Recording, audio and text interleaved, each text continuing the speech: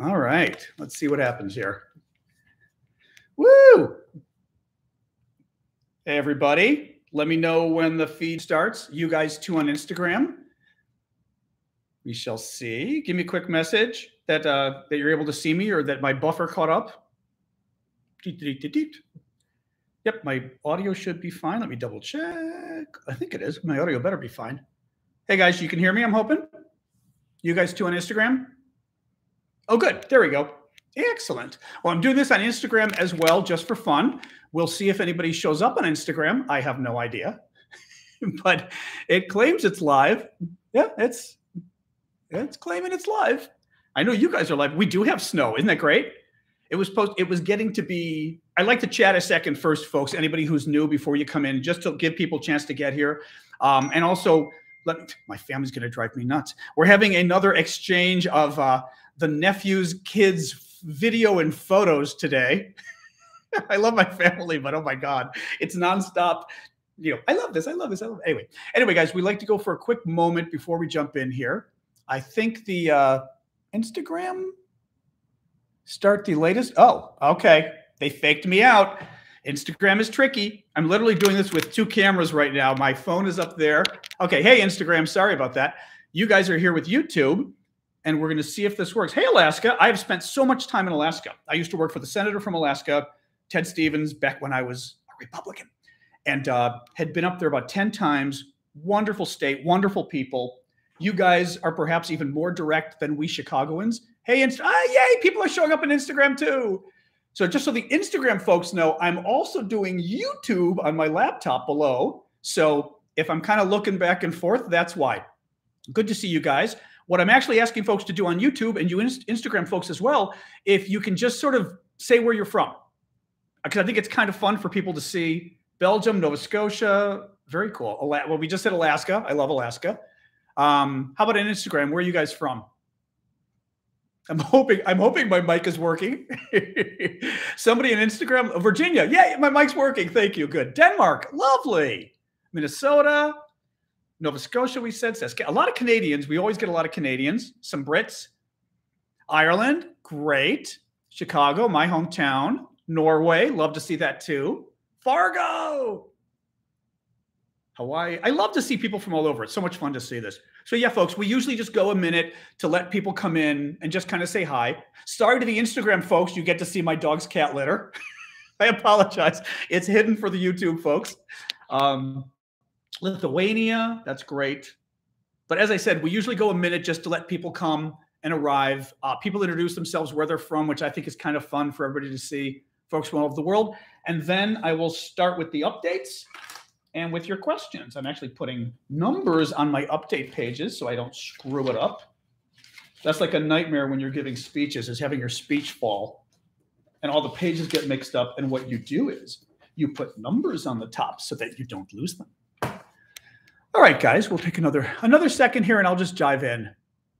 Hey, Instagram folks, thank you for joining. YouTube folks, you know, we can start. Typically, the way I'm going to do these things, I've been doing them for about 2 weeks on TikTok. The Russians got very upset that I was doing this on TikTok and got my live privileges canceled because they said my news updates about Ukraine were hate speech. Lovely. So I appealed. TikTok said no, but I've now been writing to people some email addresses that folks tell me you kind of have to write them every day. And if you can get a real person to check it out, they'll unban you and maybe even make you exempt for life because they'll look and say this account clearly isn't a troll account. But in any case, they literally accused me of hate speech for giving news updates. Unbelievable. But anyway, guys, let me jump right in. I'll jump right in. The way we do this typically is I go sort of the news of the day or the news of the last day. We did do this last night. And then we get into Q&A. And then at the end, I like to hang out a little bit after the hour. And we just kind of hang out and shoot the breeze. We don't talk politics, but some folks just like to kind of talk amongst ourselves, and it's kind of fun. What was I going to say? So yeah, I'll start with that. The other thing is timing. Today, on the weekends, I'm trying to do 1 p.m. Eastern Time U.S., which is 1800 hours UTC, because that way a lot of folks from around the world can join us as well. I'm in Washington, D.C., where, yes, it snowed today. We had just gotten really warm weather. We still got snow. And then weekdays, I'm doing either 6 p.m. or 7 p.m. Eastern Time U.S., which would put you at a 23 or 2400 hours UTC. I know it's late for the Europeans, but at least it gives us a chance to kind of get you guys in, which I like. All right, guys, with no further ado, let's start with the news, and then we'll jump from there. This is funny. At least I can see the comments, which is nice. I mean, I was a little afraid of doing my computer and the phone. I've got some software, by the way, I'm starting tomorrow that will let me beam in principle to Facebook, to Twitch, to Twitter, all of that at the same time, which will be kind of fun. So other than Instagram, you boys and girls, I'm going to have to use my phone with, but at least it'll give you guys an opportunity to go everywhere, which is nice. Yeah, exactly. 1900 is Agia. I'm not going to pronounce your name right. In Netherlands said 1900 isn't too bad. Correct. That's on the weekends. It's weekdays that's tough because for America, where I am, we have to do it. So definitely please follow me on YouTube, follow me on Instagram, follow me on TikTok, whatever you're on. You can still follow me on TikTok. I'm still doing my news updates there, you know, my brief videos. I'm going to try to do some of them here on YouTube as well, maybe Instagram. And as always, for my stuff, but also any creator you follow, make sure you don't just follow them. Make sure you like their post they put up, you know, the little heart button or whatever. Make sure you comment on it, even just to say, I like this. Make sure you share it if you can, if there's a share option. What that does is it tells the algorithm, again, whether it's TikTok, whether it's YouTube, whether it's Twitter, it tells the computer program they've written, hey, people are engaging with this post. And maybe we, TikTok, YouTube, whoever, should share it more, should give it higher visibility. So it's something to keep in mind, not just with my stuff, but anybody you like on any of these platforms, try to engage more, even just to click the like button. It helps them a lot when they're trying to get their info out there because the platform will actually show their information more. So just keep that in mind. With no further ado, folks were asking yesterday in the live we did last night about what the latest it was with the mayor that was abducted by the Russians from Melitopol. And Melitopol is, I'm pretty sure it's in the south. I didn't Google it this time on the map. In the south of Ukraine, it has been, the Russians, I think, have been there for a week. I'm pretty sure. Yeah, and Friday evening, his name is Ivan Fyodorov, and the Russians threw a bag over his head and dragged him from a government office building. Mind you, a bag over his head, because we have to do this, you know, as crassly as possible. Threw a bag over his head, dragged him from a government office building. He was encouraging resistance to the occupation. And as we know, the Russians have gotten a lot jerkier about that. They don't want citizens resisting them. So they're starting to get a lot tougher, arresting people that are, you know, proposing resistance and things like that. Where was this? The one? Yeah, hundreds of people, at least hundreds of people took to the streets to protest his abduction by the Russians too, which is great. But again, then the Russians got sort of a counterattack, arrested one of the protesters, a woman who they claimed was a leader. So they're trying to, we already know they've been trying to kill civilians all over the country on purpose. A journalist this morning made a point. The media needs to stop calling it indiscriminate killing of civilians because it is discriminate killing of civilians. They're not killing civilians by accident. They're killing civilians on purpose. But in any case, that's that one town. Brave people that they are. They're under occupation and they're still fighting back. Again, amazing people, these guys. France and Germany unsuccessfully pressed Moscow to agree to a ceasefire. Of course, Moscow said no. One of the reasons is that Moscow keeps saying that for any future ceasefires to let civilians leave the cities, the civilians have to flee to Russia. So they've got to literally go to the country that's bombing them, which is insane. I mean, imagine World War II. You know, you're in Poland getting bombed by the bad guy. I'm trying to not use the key word because I don't know how it'll affect this. I think that's what may have gotten me on TikTok. I was talking about Putin's claim about the of Ukraine, and I think they caught me. But imagine those guys are attacking and they say, oh, you can flee, but just come, you can come and be a refugee in the very country that's attacking you. So it's BS. Obviously, no one's agreeing to that. The other problem is so far, and the Russians did this, by the way, in, clean my camera on my computer. The Russians did this, by the way, in Syria too. They have a very, I want to thank you, by the way, for all the hearts on Instagram. Oh, by the way, I set up the YouTube super chat thing, but I have no idea if it's on. Oh, wait, is it on, guys? The super chat function? I think so. It's showing me the buttons at the bottom. Is it showing you the buttons at the bottom? I don't know if there's anything else I have to do. Yes. Okay, perfect. Good. Yeah. Folks, last night, because YouTube, all these systems work a little different. Instagram, I can already see the little hearts from you guys. Instagram, I need 10,000 supporters or followers before I can accept gifts or whatever it is. But my guys on YouTube last night suggested that I go and check out super chats, which is a crazy thing because for some reason, YouTube doesn't turn it on unless you turn it on, which is crazy because, like, why wouldn't you want to let people give you gifts and give you the same things you do on TikTok? You guys can do little balloons. And thank you guys, by the way. See, people are already giving. Thank you so much. I really appreciate that. But Kelsey, Kate, and Call Name. I'm guessing Call Name didn't enter their name. But thank you guys. I appreciate it. I don't want to talk about money too much. We'll talk about that at the end because I just appreciate doing this with all of you guys. So France and Germany, yeah. One of the other problems with the ceasefires is what the Russians keep doing. I'm in Washington, D.C. What the Russians keep doing and what they've done before is they fire on civilians. And they have been literally corralling civilians into these refugee corridors. And then once the civilians all get together in the corridor, so there's like hundreds of them bunched together, the Russians fire on them. It's just... Again, it's not indiscriminate, it's discriminate. They're doing it on purpose. So that's yet another reason why the ceasefires aren't working. Now, I was reading the news this morning, and they were saying the Russians have not achieved a major strategic victory since the first days of the war, more than 2 weeks ago, and have turned to a strategy of trying to flatten whole sections of cities. And we knew that anyway, and the Russians actually have always had a strategy of going after civilians. They're doing it to break the morale of the citizens, especially in Ukraine, where the people, the morale. Andrew and Mom Ducks, thank you so much. They're breaking the morale of the citizenry because we know the Ukrainians in particular have gotten morale they deserve the Nobel Prize in morale. Tara, thank you. I was going to lead in. The reason I brought that up was to give you a couple specific examples of what's been going on in the last day. So Mykolaiv, which is a town just east of Odessa.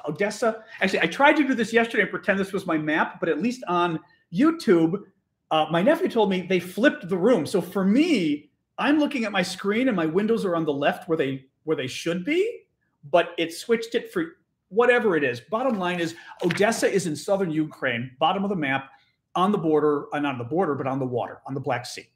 So farther away from Russia, closer to, I'm forgetting if that's Romania, probably, when you get down there, is my guess. And thank you, Yuan. I appreciate that.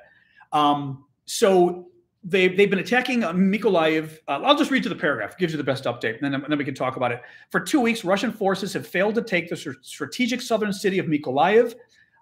It is on the Black Sea, just east of Odessa, as I said. In turn, they've stepped up their bombardment of the citizens there, the civilians, causing damage to a cancer hospital and sending residents fleeing into bomb shelters. Once again, on Saturday morning, they woke up to more bombing. Again, they haven't stopped going after military targets, but they are really going after. Thank you, guys. It's going by so quickly. I get Irop, or is it Irop? Okay, I'm guessing that's the English for your first names. And Taryn and Richard, thank you, guys. I appreciate the contributions. Tracy, you're all giving. I mean, I appreciate giving the money, but you're giving me too much too fast. I can't thank you. Well, I apologize. And just for you Instagram folks, they're giving me cute little gifts and things on the screen. So I'm trying to thank on YouTube because I don't want, and the waves too. Thanks, guys. I do look up and see these things, so at least you guys know I'm seeing them. It's just hard to always get all of them. I apologize. So that's Mykolaiv. Mariupol. So Mariupol is it's on the Black Sea as well. It's east of Odessa. Okay, so it's a little bit further east. And in Mariupol is the town that the Russians bombed that maternity ward the other day. Remember the maternity hospital? That's Mariupol. Now Mariupol is bad. They've I can slow the chat down. I didn't know that. Hold on, I'm going to do a quick look here. Okay, well, tell me how to slow down the chat and I'll do it. One of the things, folks, as well is I've been doing these lives for the last 2 weeks on TikTok. So TikTok, I know how to do really well, but it's been a little bit of a learning curve with YouTube. We did my first one with YouTube yesterday, my first one with Instagram today. So forgive me on the tech side. We're just kind of getting this down. And I was telling folks at the beginning, I'm paying for some new software that's going to cost me about $50 a month, but it's worth it because it will allow me to beam from my computer, but automatically have it go to a lot of service, not Instagram. Instagram is being tough, so I'll have to use my phone for Instagram, what I'm doing there, but it'll allow me beam to Facebook, YouTube, Twitch, which could be interesting, Twitter, which now uses Periscope. So I'm going to be excited to kind of just beam this out everywhere, whatever's more convenient for folks, and we'll see what happens. But that way, I don't have to play favorites because, interestingly enough, when I was banned the other day by TikTok from doing my lives on Ukraine, a number of you guys on Instagram chimed in my messages, and I only saw it last night. I didn't see the messages, so thank you so much. I've still got to go through and thank you all. I saw them when I was in bed, but there were like 20 of them, so I didn't have enough time. So I thank you for that, by the way. So anyway, let's talk more about this. So Mariupol, they bombed the maternity hospital. We know that. There's been heavy shelling. They cut off food, water, medicine a week ago. I mean, they're cutting off water to this town. That's how bad it is. Heating and electricity, they cut off. This is still winter over there. Again, trying to get the citizens. The Ukrainians say 1,582 civilians have died since the siege began 12 days ago. There was horrific video on CNN yesterday of the government in Mariupol, because the war is going on and they've had, 1,500, we said, civilians die. They're digging mass graves. And it's literally a trench in the ground going like 50 feet or 100 feet. And they've got the bodies wrapped in plastic and just dropping them on top of each other because they're in a war. They literally don't have the capacity to bury 1,500 people the way they should be buried. I mean, that's how bad it is. And it looked like something out of World War II. I mean, it was just horrific to see these trenches with these bodies, but it's also important to see. So yeah, they've cut off the water, they've cut off medication, people are dying.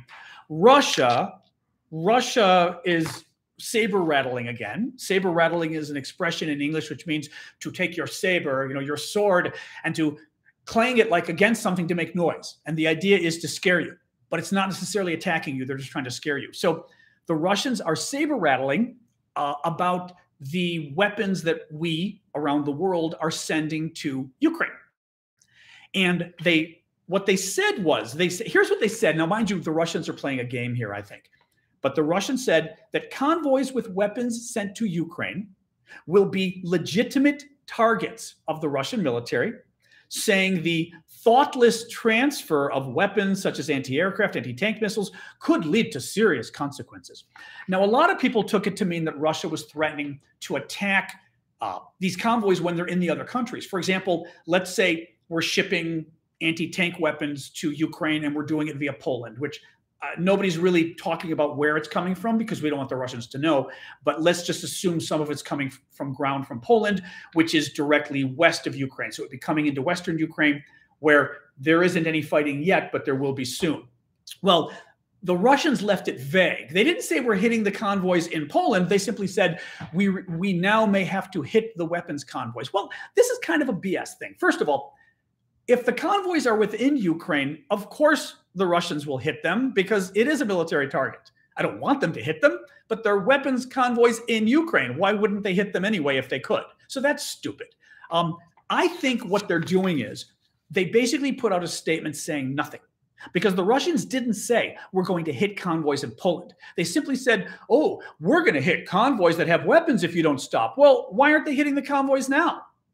Well, the answer is they apparently still don't have the air capacity to hit these weapons in Western Ukraine. But I think they're intentionally leaving it vague. They intentionally left the statement vague because they wanted people around the world to have this, thank you, Emily, this little scary moment where they go, oh my God, they're threatening nuclear war again, because they're basically trying to psych us out. I mean, there's two things going on, right? Either Putin's just a total maniac who wants to destroy the world and doesn't matter if he kills his people, or he's knows that by talking about going to war with us, he's freaking everybody out. Now, that leads me to the next thing. I'm going to jump to a later point here. President Biden, who I like, and I've told people before, when I do these updates, I do not get into politics, meaning left or right politics in any of our countries, because I think it's too important. We need to be focusing on this issue, both sides. This isn't about left or right. This isn't about Republicans or Democrats in America, or whatever your parties are in Europe, socialist or Christian Democrats or whatever the parties are now. So I bring this up about Biden, not to criticize Biden, but to talk about messaging and how we're doing these things. And it worries me. Oops, sorry, one thing here. Okay, yeah. What worries me is President Biden put out a tweet yesterday, and it said, and he, by the way, he gave a speech and he said the same thing, which means this isn't a mistake that he said this. Thank you, Crystal. He said, I want to be clear. We will defend every inch of NATO territory with the full might of a united and galvanized NATO. But we will not fight a war against Russia in Ukraine.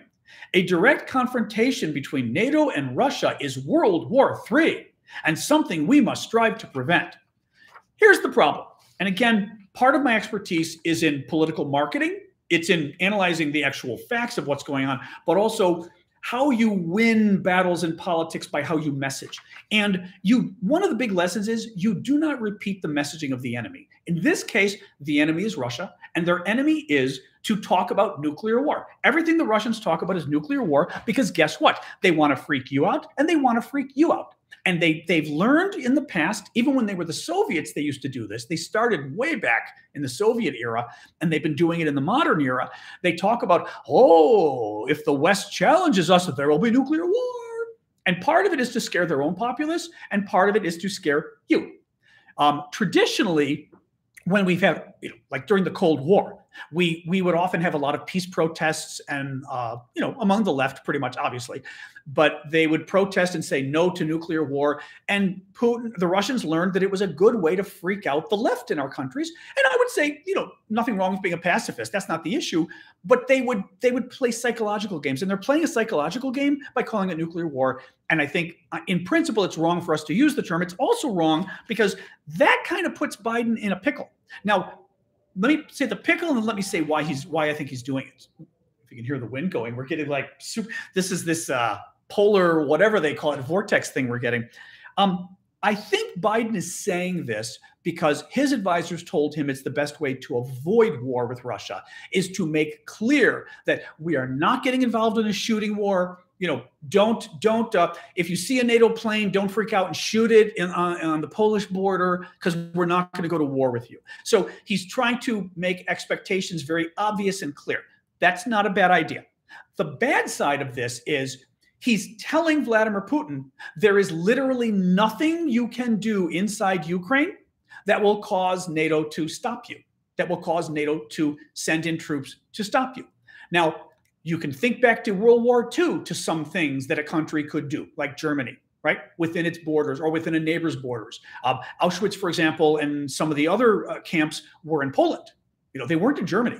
So again, we're not there, but we are dealing with somebody like Putin, who is somebody who could go there.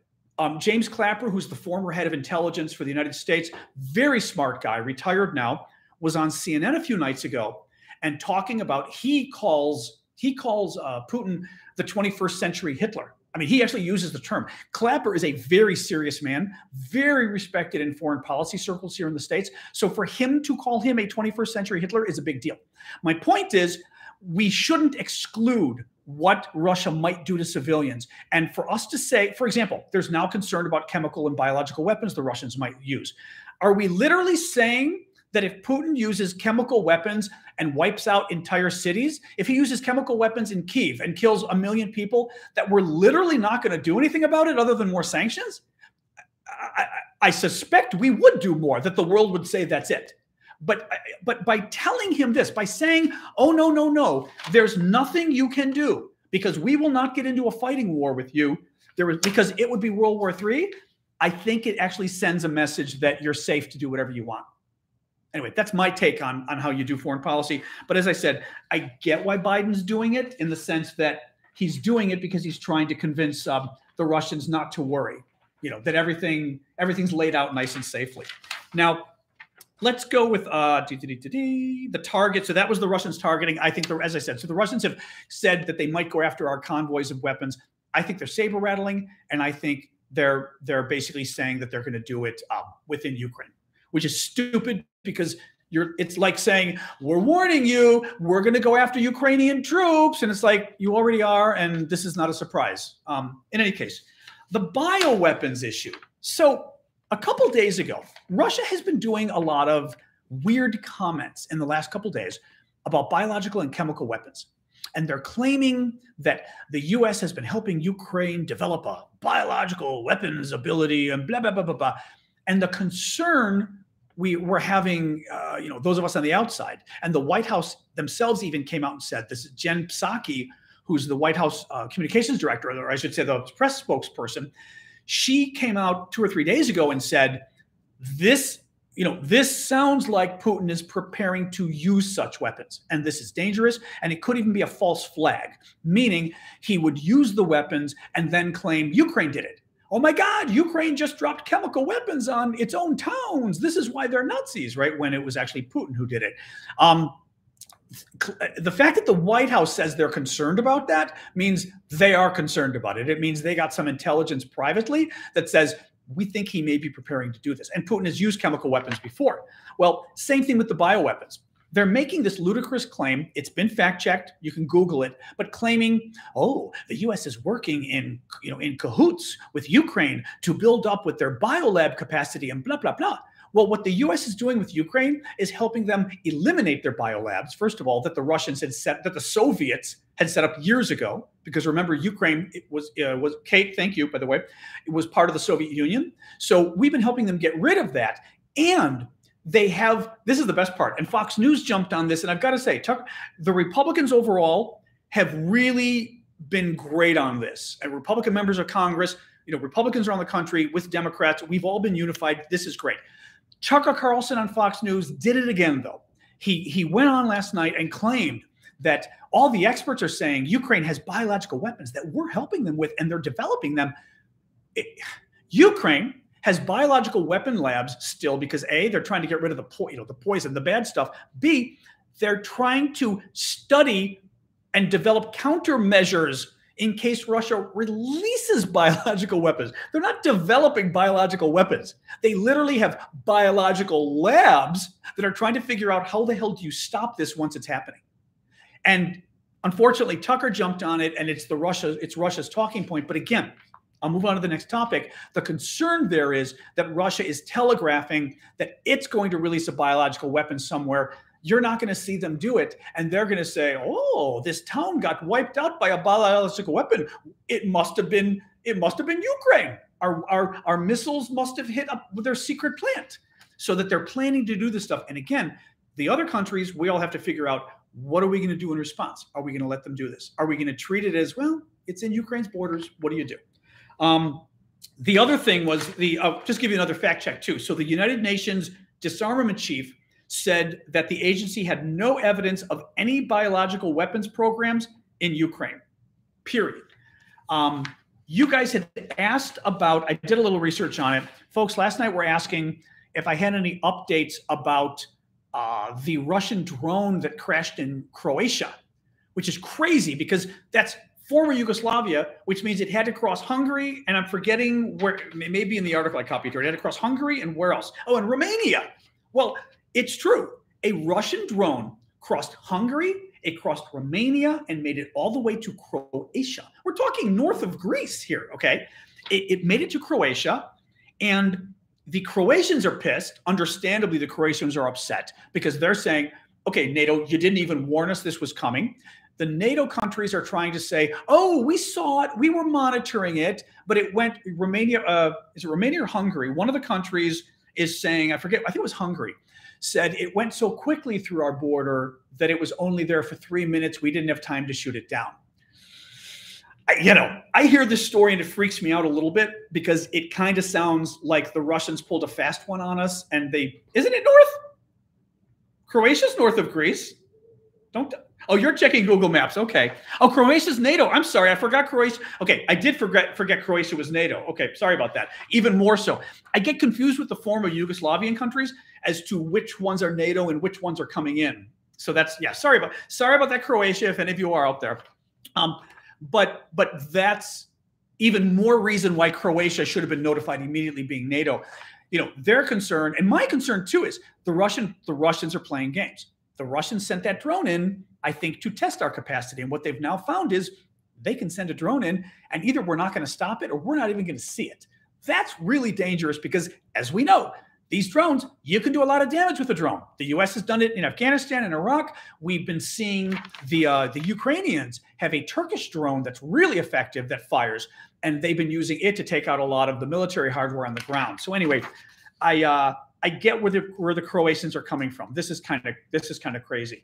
Listen to this. It crashed into a field near a student dormitory. Some 40 cars were damaged, 40 parked cars. No one was injured, but imagine that the blast was enough when it landed that 40 parked cars were damaged. That's not just a little drone crashes and hits your car. If 40 of them, that's a little bit of an explosion. And again, what if it hit a school, you know, something else? Anyway, Deutsche Bank. I'm almost done with my updates here, actually. Deutsche Bank, God bless the Germans. Your bank came around. So Deutsche Bank yesterday was being criticized for saying it was, for saying that so Deutsche Bank yesterday says winding down our operations in Russia would not be the right thing to do. You know, they've got to stay there for the good of mankind, or I don't know what. Well, today, Deutsche Bank said it's winding down its operations in Russia. So again, I credit that to you Germans especially, because but my guess is Deutsche Bank's all over the world anyway. We know about them here. So probably it's all of you everywhere, but Germans in particular, you weighed in, you got their attention, you made a difference. It's one bank, but it's important. So thank you. Again, it's sort of my advocacy hat is letting people know you actually can make a difference. You just speak out, you can make a difference. So good for Deutsche Bank, good for the Germans.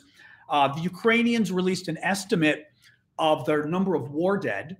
And because I'm getting to the end here, this is actually how it usually works out. We usually do about a half hour of me updating and then a half hour of questions. So we're on time. I've only got like one more thing after this. The Ukrainians finally released an estimate of their war dead. They say that 1,300 troops have died so far. You know, my suspicion is whether it's the Ukrainians or the Russians, probably neither side wants to tell you exactly how many have died. You know, so I'm guessing it's more on the Ukrainian side. On the Russian side, I said yesterday that the Pentagon, the U.S. Defense Department, is now saying that at least 6,000 Russian troops have died in the 2 weeks since the war started.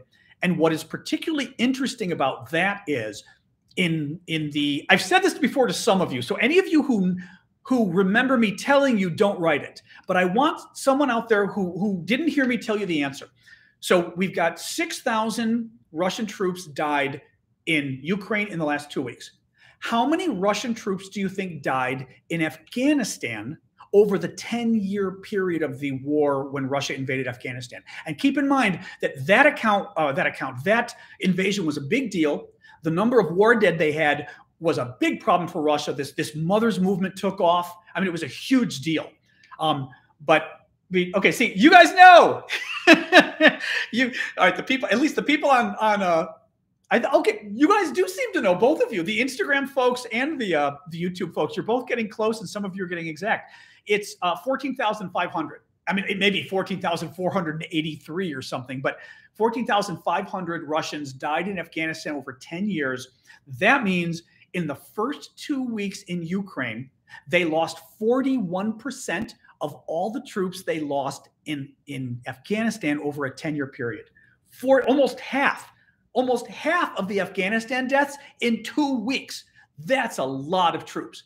And you imagine before the problems Russia had and how the troops dying in Afghanistan really started to build up, and it really started to create an anti-war movement. So every time I do these lives, my allergies go off. We have no idea why. It's happening again. I even took a pill this time. My nose is going, ah. So very interesting. Anyway, so that number of war dead is very interesting. So yes, on YouTube, by the way, people are talking about censoring.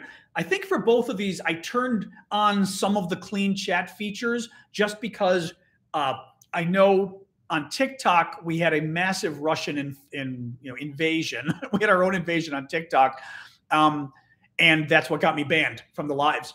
So on here, and I know how at least on TikTok when I post videos that aren't archived, the comments can be pretty hellacious. So I wanted, we've got a moderator or two, but I wanted to be able to at least, have it where we could keep it a little cleaner because hopefully it keeps out the crazies. In any case, last point to bring up, this is good news. Roman Abramovich, who's a Russian oligarch. The Russian oligarchs are the billionaires that basically got rich stealing all the nationalized state industries that were the Soviet Union's. When the Soviet Union dissolved and Russia got rid of its companies, they sold them off for cheap to basically all of the Russian leaders' friends. So all these guys became billionaires. They call them oligarchs because they're not just billionaires. They're literally billionaires in cahoots with the government that got all their money from the government and are beholden to and pretty much controlled, like in this case by Putin. He pretty much controls these guys. He even threw one of them in jail a couple of years back because he disagreed with him about something. They accused him of fraud or something. It literally threw this guy's butt in jail. He's in jail now. So the oligarchs know, they know what side their bread is buttered on. But Abramovich owns the British soccer team, you say football, Chelsea. Is it just called Chelsea, I think? Right? It's a hugely famous, not to me, but to the rest of the world. And there are a lot of Americans that follow soccer now. So I'm not knocking it. A lot of Americans, you guys will know. Yes, it was Chelsea Football Club. Abramovich, because of the sanctions the British government imposed this week, he can no longer sell the team because they froze his assets. Now, I'm guessing that's a good thing. I mean, we want the guy to sell the team, but his assets are so frozen that he can't even touch it, which is great. So, all right, I'm not ending. We're still here, but I'm going to end the update with that. Let me put on my glasses if need be, and we can jump in. I know I need moderators. What I've got to figure out, folks, and help if anybody's got an idea. Really quick question, because I'm seeing folks on Instagram talk about the moderators. I need to find a way of finding moderators I know I can trust, because on TikTok, I approved a number of people, but I'm pretty sure that one of them is a Russian. And I didn't know, obviously, because it's very hard to vet people.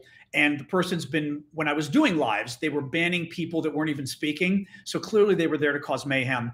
If you've got any suggestions of how to do this, maybe at the end we can talk about whatever, but how I can get moderators in Instagram and YouTube and know that you guys are real would be really helpful. Yeah, even Tara's saying she keeps being muted on TikTok. So maybe afterwards we can talk about it, but I need some advice as to how to find moderators that I can trust. I may even go so far, if some of you offer to be moderators, I may even go so far as to privately ask for your phone numbers and give you a call. So I can at least see that you're arguably in the States, and I can see that you're a real person, and we can figure out a way of proving it's me or whatever, or whether we direct message, but that may be the only way I can do it to make sure it's real, because we need the moderators to help you guys out. And it's just, anyway, let's figure it out, folks. But I've got to figure a way that I can vet you guys, because I don't want them to do the crap that they were doing on TikTok. So anyway, questions. Let's jump in, kiddies. Yeah, see, Aaron B is already, although I've got my own moderation. Timeout, remove. I removed them, but I don't know if they stay removed. Yeah, we'll deal with the moderators afterwards, guys. Maybe when we do our coffee talk afterwards, we'll stay here for about half hour, 20 minutes, half hour, and then we'll hang out and chat afterwards. Then we can maybe have the moderator discussion, because my suspicion is anybody who's interested in being a moderator would probably want to hang out anyway. So let's do that. All right, let's do questions, guys. What do you want to know about this issue? I'm looking here just to see NATO, whether people are talking about NATO and whether Ukraine can join NATO. There's a couple issues there. One of which is clearly Biden, at least, and my guess is the other allies are a little bit worried about this turning into a larger conflict. My guess is that they can't, not even my guess, they can't permit Ukraine into NATO right now, because then literally Russia would have invaded NATO and we'd all have to go to war. So by letting Ukraine into NATO right now, it is I'm not going to say World War III because that's a metaphor for we all die, but it would be a world war in the sense of forget World War. It's a stupid term. NATO would be at war with Russia. So that's one reason you can't. The other reason is NATO has a lot of requirements, and Ukraine may meet it, but there are like democracy requirements. There's proving that you're not a warmonger. In other words, like Russia, you're not always invading your neighbors. Now, Ukraine doesn't do that. My suspicion is Ukraine would pass muster. My suspicion is also that Ukraine has proven militarily that it would be an incredible asset to NATO. I mean, just looking at everything Ukraine has done now in this war, that Ukraine has single-handedly made it what should have been a cakewalk in 2 or 3 days into a long slog for Russia is amazing. And it tells me, at least, they would make amazing allies. So, but yeah, we can't let them in now. The other concern was, even after the war, depending what gets agreed to, and maybe we'll talk about that too if you want. The other problem is if Russia, and this, people think this is part of the reason Russia may have invaded and taken Crimea in 2014.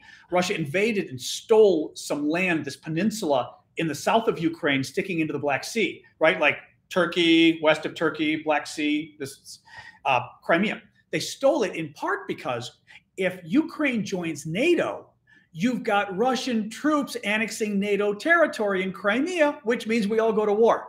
So it's kind of a cute ploy, I think Putin did. We'd have to see how it works. My suspicion, to be honest, is potentially you could even have, let's pretend that we go back to where we were before the war. You could say Ukraine joins NATO and NATO is going to exempt from Article 5, which is the war provision, territories currently held, and they could specifically say Crimea or whatever. And that way it makes it clear that we're not going to war over Crimea, but it still gets complicated because, for example, what if Ukraine starts a war by going into Crimea and then Russia bombs Ukraine, and now by bombing Ukraine, by bombing Odessa, for example, you get it. It's a complicated situation with the whole issue with war with NATO. Now, I'm going to look up here at my Instagram as well. You guys tend to have the same questions, but nonetheless, hey guys, I appreciate the waving too. Oh, John Arvis. Oh my God. Okay, now you're freaking me out because now I got family members checking in. Don't do that.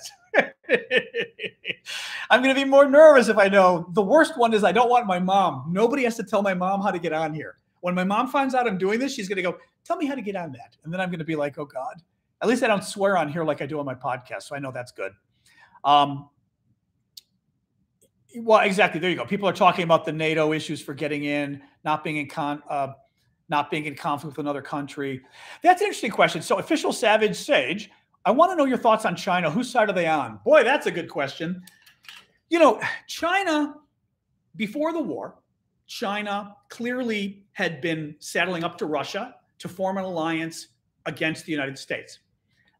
Economic and who knows, military too someday, who knows. But the idea was they wanted to form the same kind of strategic relationship that we had with China in the 1970s that Nixon brokered, where the US and China got close and then Russia kind of went, the Soviet Union, holy crap, what do we do?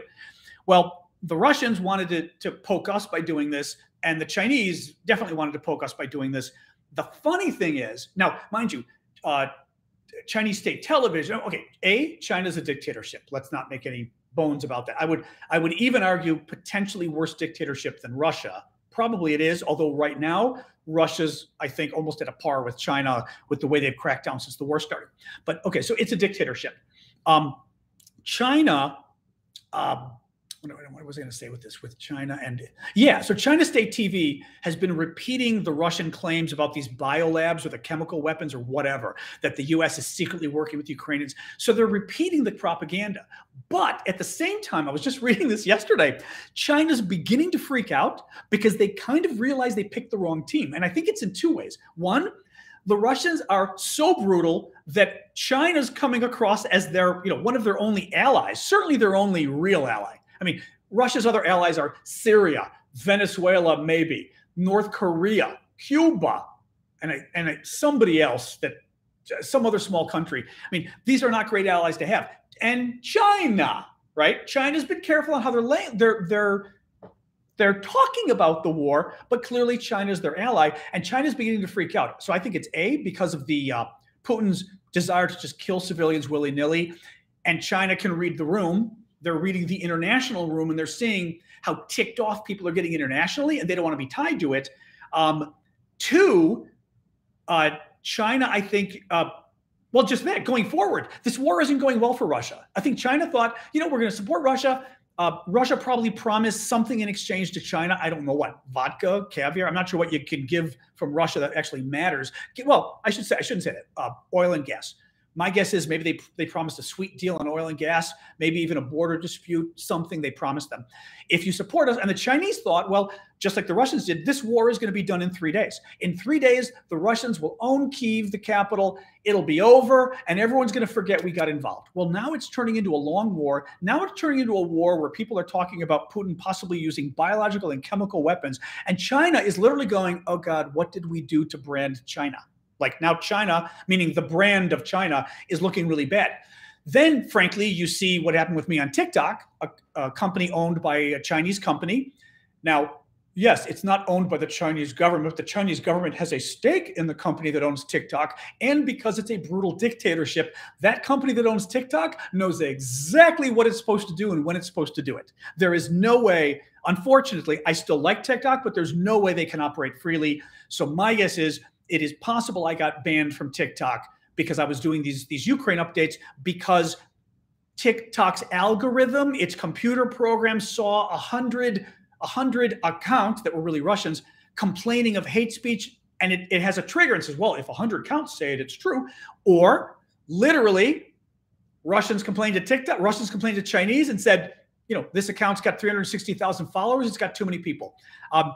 It could be either way, but China, anyway, bottom line is, and this is good news, is China's apparently a little embarrassed now about being tied to the war. So that's very good news. Waving back to you guys on Instagram. So that's really good news. Let me scroll down and look again on my YouTube questions. I always love the Irish name. So cool. I'm not even going to pronounce your name.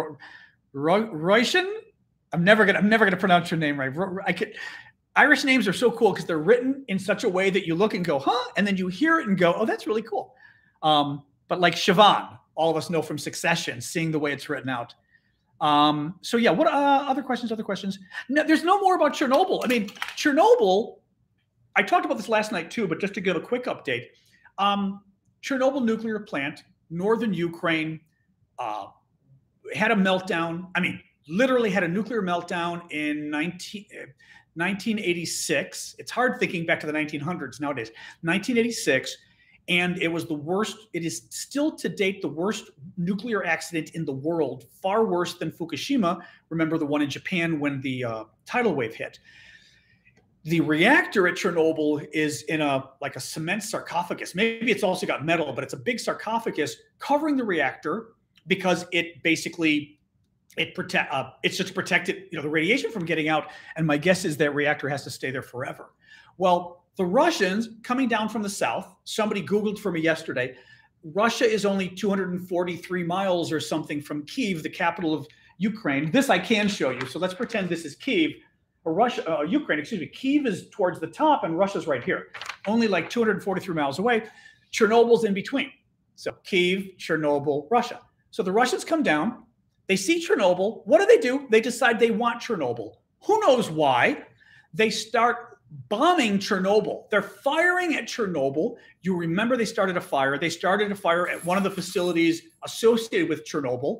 And people started freaking out. The people running the plant started freaking out. There's video that went public of the managers, the guy who runs the account, who runs the nuclear plant at Chernobyl, because they've still got staff there to monitor it, freaking out at the Russians, going, Russian tank, stop firing. This is a nuclear facility. I think the Russians wanted to blow up the facility. They wanted a nuclear leak. What happens when you do that is it doesn't explode. It doesn't cause a bomb to go off, but it causes what we call a dirty bomb, where the explosion, in any big explosion, right? It throws out a lot of shrapnel, a lot of smoke, a lot of dust, especially a big explosion. Well, if you've got uranium or plutonium there at the same time, it gets blown into lots of little pieces, and they fly through the air as well. So you basically aerosolize plutonium or uranium, and it could spread. And if it goes in the air, it could blow down the block. It could blow maybe even for miles, depending how big the pieces are. And that's what's called a dirty bomb. So it's not a nuclear explosion, but it's an explosion that spreads nuclear material. I think that's what the Russians were going for. Well, they end up taking over the plant. They keep the staff there at gunpoint. So the poor staff has been having to work there. They're probably not even allowed to go home. They've been there now for 10 days or something. And I have to keep an eye on when my dog needs to go out, if she needs to go out. So what happened now is a couple of days ago, the electricity gets cut off to Chernobyl. People are freaking out because that's what happened at Fukushima in Japan. The tidal wave knocked out the electricity, and the plant, the cooling goes offline, and the nuclear tubes start overheating. They can melt down. Well, the experts say Chernobyl's a little different, and that hopefully, and I love this, that they're saying hopefully, probably it won't melt down. Probably it won't explode and cause a mess, even without the electricity. The Russians were not allowing Ukrainians or anybody else in to repair it. They finally put out a message the other day saying that, oh, we've let Belarusians in, and the Belarusian experts have fixed it. The IAEA at the UN, the international organizations that monitor this, are saying, we have no evidence whatsoever of anything being fixed. We're still not getting data from the plant letting us know that everything's okay. Apparently, which makes sense, the outside observers with the UN agencies get the data, so it shows them, I don't know, what the temperatures are, what the water flow is. Just shows them everything's working. They were not getting the data as of a day ago.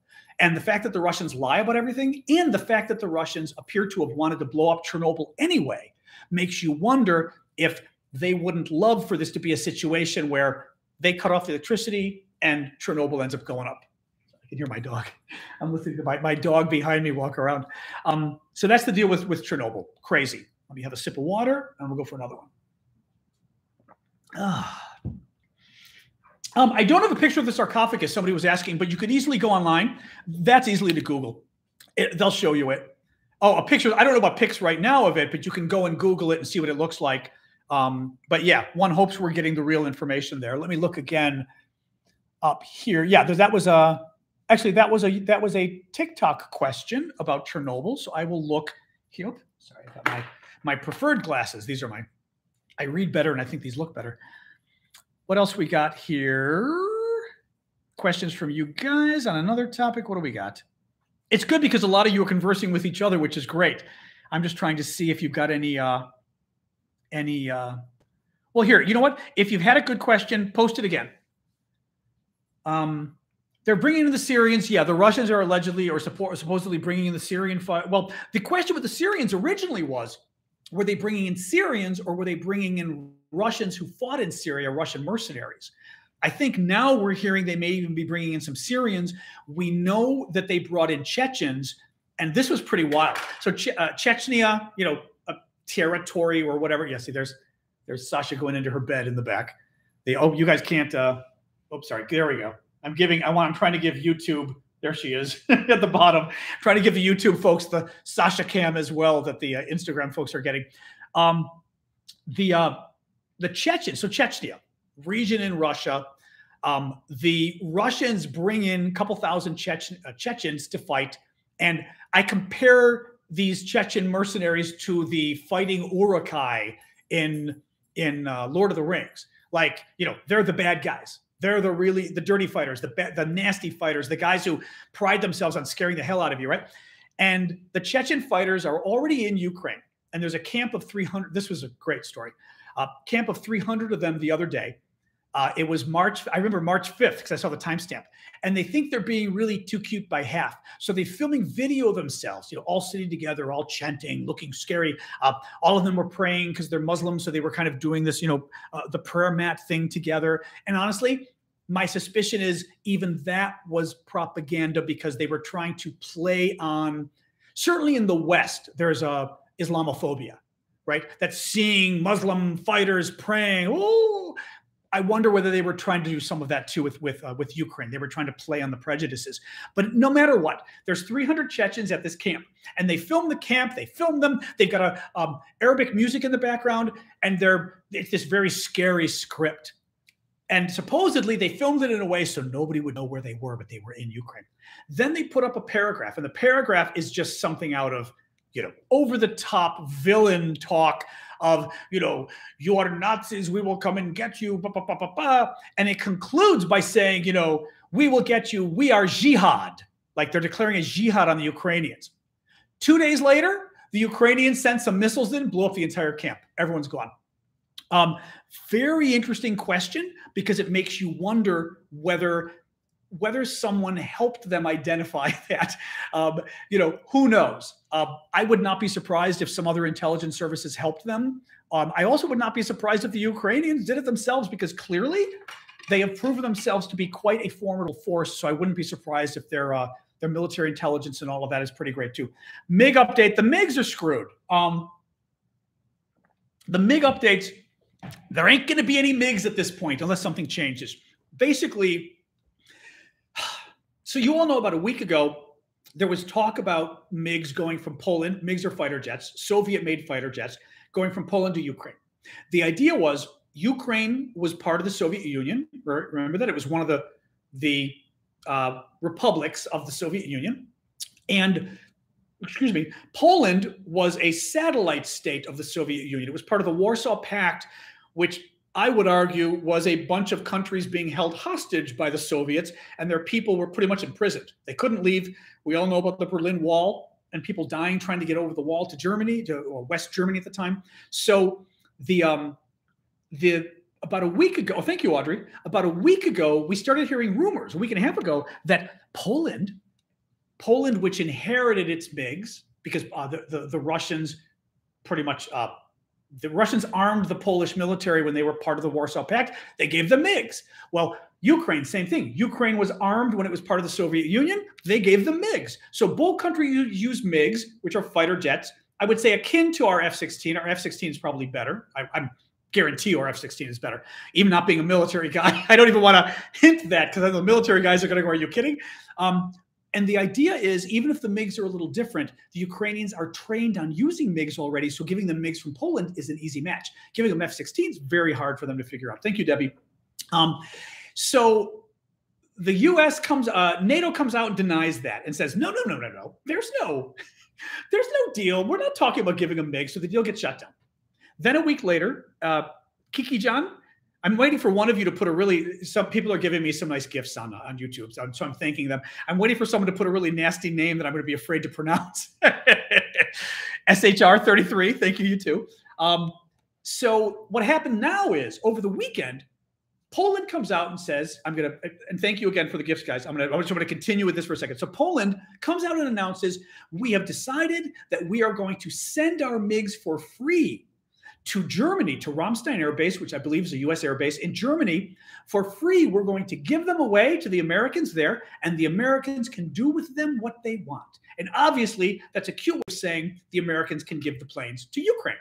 Well, what happens? The U.S. government comes out and says, wait, we're not doing that. We're not giving any planes to Ukraine. It would be too risky if the U.S. from NATO air base gave the weapons, and this kind of BS.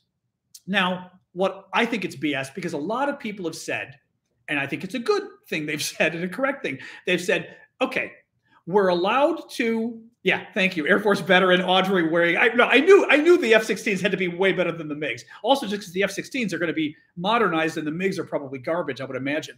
And thank you, Urbex 901. So even though the biolabs are not real, I appreciate your money. So the MiGs, what the experts are saying is, okay, we can give, and we can give the Ukrainians Javelin missiles, which are the shoulder-held missiles, and they shoot up in the air. Oh, excuse me. Make sure to just pull the mic out. They shoot up in the air, and they come down, and they blow up tanks. We can give them rocket-propelled grenades, and the rocket-propelled grenades go and blow up tanks. We can give them drones, the Turkish drones, which we have given them. Turkey's a member of NATO, and those drones have certainly killed a lot of Russians. We in the West, or the world, I guess I'll say NATO. Leave it to NATO right now, because NATO has already killed a lot of Russians, but that's okay. But if we kill the guy in the tank, so just to recap, if we kill the guy in the tank with a Javelin, that's apparently okay. If we kill the guy in the tank with an RPG, that's okay. If we kill the guy in the tank with a drone, I don't know whether drones have high enough firepower to kill a tank, but they can certainly kill a truck and a convoy. Thank you, Tony. So the question becomes, if all of that's okay, why is it not okay to kill the same Russian soldier with a MiG? Right? You blow up a tank with a MiG. What's the difference in blowing up a tank with something else? It's the same thing. And what we've had now is a number of the former U.S. generals have even gotten on TV and said this very thing. They've said, wait a minute, it is the same, because the guys on CNN are going, it's the same thing, isn't it? And they're going, yes, it is the same thing. So I think we're getting, again, I don't know what's going on. I think we're getting a BS answer out of NATO, and I don't like it. I appreciate things go on behind the scenes that we can't know about. I still think you've got to be careful when you lie to people. I don't know. I just don't like this argument of, oh, and now they're saying, oh, it wouldn't help them anyway. Well, it's at the top of the Ukrainian wish list. I'm guessing the Ukrainian military has a pretty good idea what it needs and what it doesn't need and what it can use, because the Ukrainian military is kicking butt against the Russians. If they say getting these MiGs from Poland would be a deal, would just like seal the deal for them. It's the number one thing they want, which they have. Zelensky said it when he spoke to a joint session of Congress earlier this week by Zoom. He said, number one thing, number one thing, he wanted the no-fly corridor, the no-fly zone, but he admitted, he said, if I can't get that, I want the MiGs. I just don't believe, oh, they can't use them, it's too hard, they won't make a difference if the Ukrainians are saying they need them. So that's what's up with the MiGs. I think it got killed. I don't know. I mean, my guess is, knowing the Russians and knowing the way the Russians have played us, because I think the Russians have played us from the beginning, and they've played us, again, with this nuclear war stuff and everything else. They've really done a good job of freaking out people, or freaking out our governments. Again, Biden's tweet, Biden feeling the need to say, oh, it'll be nuclear war. Don't worry, we're never getting involved no matter what you do, Russia, to the people inside. I think they did the same thing privately. I think Russia communicated to us privately and said, if you give them those MiGs, we're blowing up a base in Poland. And rather than say, if you want to start a war with NATO at the same time you're almost losing a war with Ukraine, go for it. We went, that's my guess of what happened. And I don't like it. I'd be curious. Well, again, some of the military folks agree with me on this one, but obviously either our military folks don't agree or the White House doesn't agree. And they've told the military folks, I don't know which, but it's been very annoying. So let me look for, it's 2 o'clock now. Let me look for one more question. I like to do about an hour just because it gets kind of tiring. Not tiring. It gets a little exhausting when I'm sort of doing the questions and organizing. It's a lot easier to kind of hang out and talk with you guys. So I don't mind doing that for a while, but I try to keep these at about an hour because I'm literally doing them every day. And then the rest of the day, I'm going to spend the afternoon watching the Ukraine news just to catch up on it. And as I said, I'm still doing my my quick videos on TikTok. I'm going to try some on YouTube, and I don't even know if I can do, I guess I can do quick. Sure, I can do videos. I'll try to do some quick videos on Instagram as well. But just to throw a couple around, because I'm still experimenting here just to see how many people come, whether people like it, etc. So, we'll see. Oh, and CA. Thank you. By the way, I think CA gave, oh my God, CA, that's a lot you gave. Thank you. I just saw that at the top of the screen. I didn't realize that. That was very nice of you. Let's do one more question.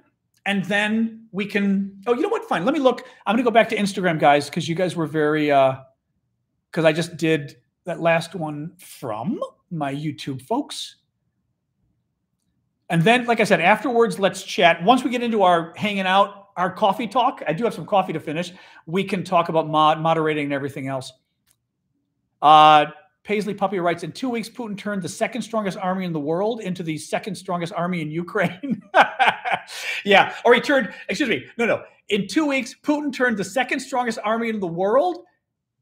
Oh, how do we want to put it? Right. In 2 weeks, Putin turned Ukraine into the second strongest army in the world, basically. But yeah, he's been giving them, well, he upped their image and he's been giving them a lot of weapons. Oh my God. There was a wonderful video. I put it on my TikTok yesterday because they're still letting me put the updates on TikTok. I just can't go live because then I apparently will scare the Russians and we don't want to do that. But the Ukrainians put out a video. It's hilarious. I mean, it's true, but it's hilarious. And it's this video. It looks like something out of marketing for the U.S. military going to war. And it's showing like a beautiful MiG flying by the sun, helicopters coming across a field. And it literally looks like a a war movie of, join the Marines kind of thing. And all of a sudden, and it didn't have a translation, but you didn't need it because, you didn't need it in part because somebody who knows it explained what it was to me. But you see, you hear them say, you literally see the MiG pop up on the screen, and then it shows $1 million US. And then you hear the narrator say, "Guarantee." And it's the only word you can understand. The rest is either Ukrainian or Russian, but you hear "Guarantee." Then it shows a picture of a helicopter, the Russian helicopters. Below it, $500,000. Guarantee. Then it shows this 800, or the number is +38 something. I say 800 number, but a number for the Russian troops to call if they want to defect, first of all, and if they bring their equipment with, we'll pay them. And they're guaranteed $1 million US if they bring a MiG and $500,000 US if they bring a helicopter. But they've got to call first, in part because also they've got to negotiate where they go without getting shot down. Anyway, amazing. This is, again, one of those things where it could just be the Ukrainians. It could be that somebody else with a lot of US dollars gave them the US dollars to do it, would be my guess. And I hope it is. And it's also, by the way, that also means, as frustrated as we get with our government about not giving the MiGs to Ukraine, there's clearly other things we're doing, which is good. And my suspicion is we may even be doing that. So that would be probably a CIA program, I guess, but who knows? So anyway, there's that. But that was kind of a good, okay, I said no more, but let's do one more after this. One more after this. But yeah, I loved that. I just freaking loved that. I thought that was the funniest damn thing. What do we got here? Come on, Instagram. Give me one more good question on Instagram here. I did see that. Okay, I can comment on that. Official Savage is saying again, I've seen Russian troops ripping up their passports and joining the Ukrainians. I have seen, actually, and I want to do that too, the money situation. I have seen pictures of Ukrainians with Russian nationality ripping up their passports and burning them. I don't recall if any Russian troops did. I'd have to check on that. As you know, or maybe you know, the ethnicities go back across the board. I mean, borders are fake anyway, in a way, right? And the ethnicities go back and think of Europe, Belgium, Holland. I mean, the ethnicity thing kind of melds. The French-speaking Belgium, French-speaking France, whatever.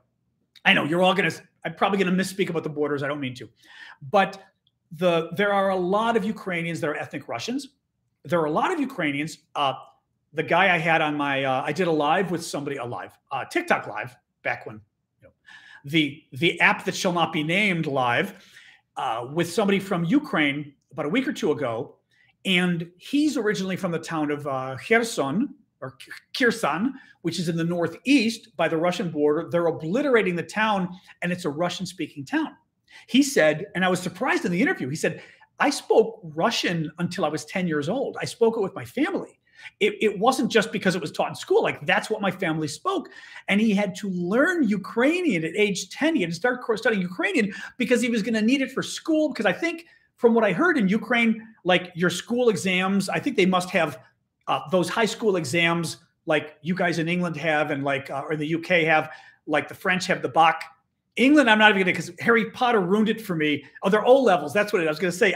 I always think the owls now when I think of the exams in the UK, but I believe they're called O levels or A levels or something like that for the UK. I believe the Ukrainians have the same thing, and you've got to do it in the Ukrainian language. So they've got to actually learn the language. But that was amazing to me. So the point here is that these guys, a lot of these guys are Russian nationals, and what happened is Putin gave several 100,000 passports to the Ukraine, to the ethnic Russians in Ukraine. The ethnic Russian Ukrainians gave them Russian passports, and the idea was in a future war like now, he's been saying it, there are hundreds of thousands of Russian citizens with passports that are being bombed by the Ukrainians, which he's alleging, which isn't happening. I must come in with my troops and save them. Same argument Germany used in World War II. So anyway, let's stop with that, guys. Okay. I'm going to stay. I'm going to take my phone I can't change. I was going to change my heat on the phone, but if I do that, it'll knock off the Instagram people. So I won't do it. It's a little chilly here, but I'm going to put up with it for you guys.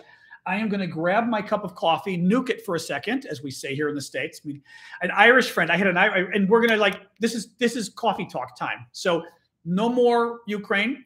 but I'm happy to hang out 20 minutes, maybe longer, and we'll just shoot the breeze, okay? But I was just going to say, I'm going to nuke my coffee, which is an expression I used. And I had an Irish roommate in graduate school. I think I had an Irish issue. Sorka Brady. If anybody knows her in Dublin, tell her I'm trying to get in touch with her. She was amazing. She was working there. I was studying at Georgetown. She was working at Citizens Bank. And Sorka heard us say nuke. And, the mug. I'll tell you about my mug in a second. Sorka heard us say, I'm going to nuke it.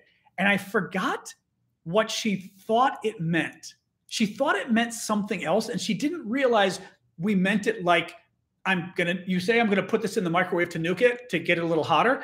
It means to nuke it, like to drop a nuclear bomb on something makes things explode and get hot. That's what we mean when we say nuke it. When we say, oh yeah, just nuke it in the microwave a couple minutes. I don't know if you say that in the Brits too, but we say it here in the States. And it just cracked me up because one day Sorka figured it out and got very upset. She was like, I'm never using that term again, which I can appreciate. If you're on the peaceful side of things, it's a little creepy. Let me get my coffee. I will be right back, guys. 1 second. And then I'll show you my Scotland mug, which is my favorite thing ever. Do I have... I'm out of coffee. I drank all my coffee. Shit. All right, well, I'm out of coffee. I'm just going to have water at this point. Oh, I can turn the heat up a little bit. Yay. 1 second here. A little bit more heat. There we go. All right. So, yes, my coffee mug. And then we still have to talk about moderators before everybody disappears. So my coffee mug, which I adore, is I love this thing, Scotland.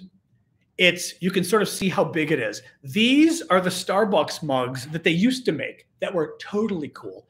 Since then, they changed to something new. I can't. Oh, thank you, folks, they're sharing my information. That's one of the sharing my information in the thing. I appreciate that. They're Starbucks. They used to have wonderful mugs from around the world. Oh, thank you, famous. That is incredibly generous of you. Thank you. They had mugs from around the world they still do, that you buy in the different places, but they had a designer that was doing, I'll show it to you guys too. Look at this mug. This was the Scotland mug I got when I was in Edinburgh. They're freaking, and of course I don't know if you can tell how big it is. It's freaking huge, which I like because I like a cafe au lait, like a latte kind of thing. And I also can use it for soup or oatmeal or whatever. But I just thought it was beautiful. Oh, hey, Edinburgh. Loved Edinburgh. Oh, my God. I said at the time that Edinburgh was like the town. Oh, this video will be on YouTube. It will be archived permanently, this video. And on Instagram, it will be archived for 30 days for me to watch. I have no idea. I had read, and I don't think they're archived. Thank you for the waves again, guys, and the hearts. I do see them on Instagram.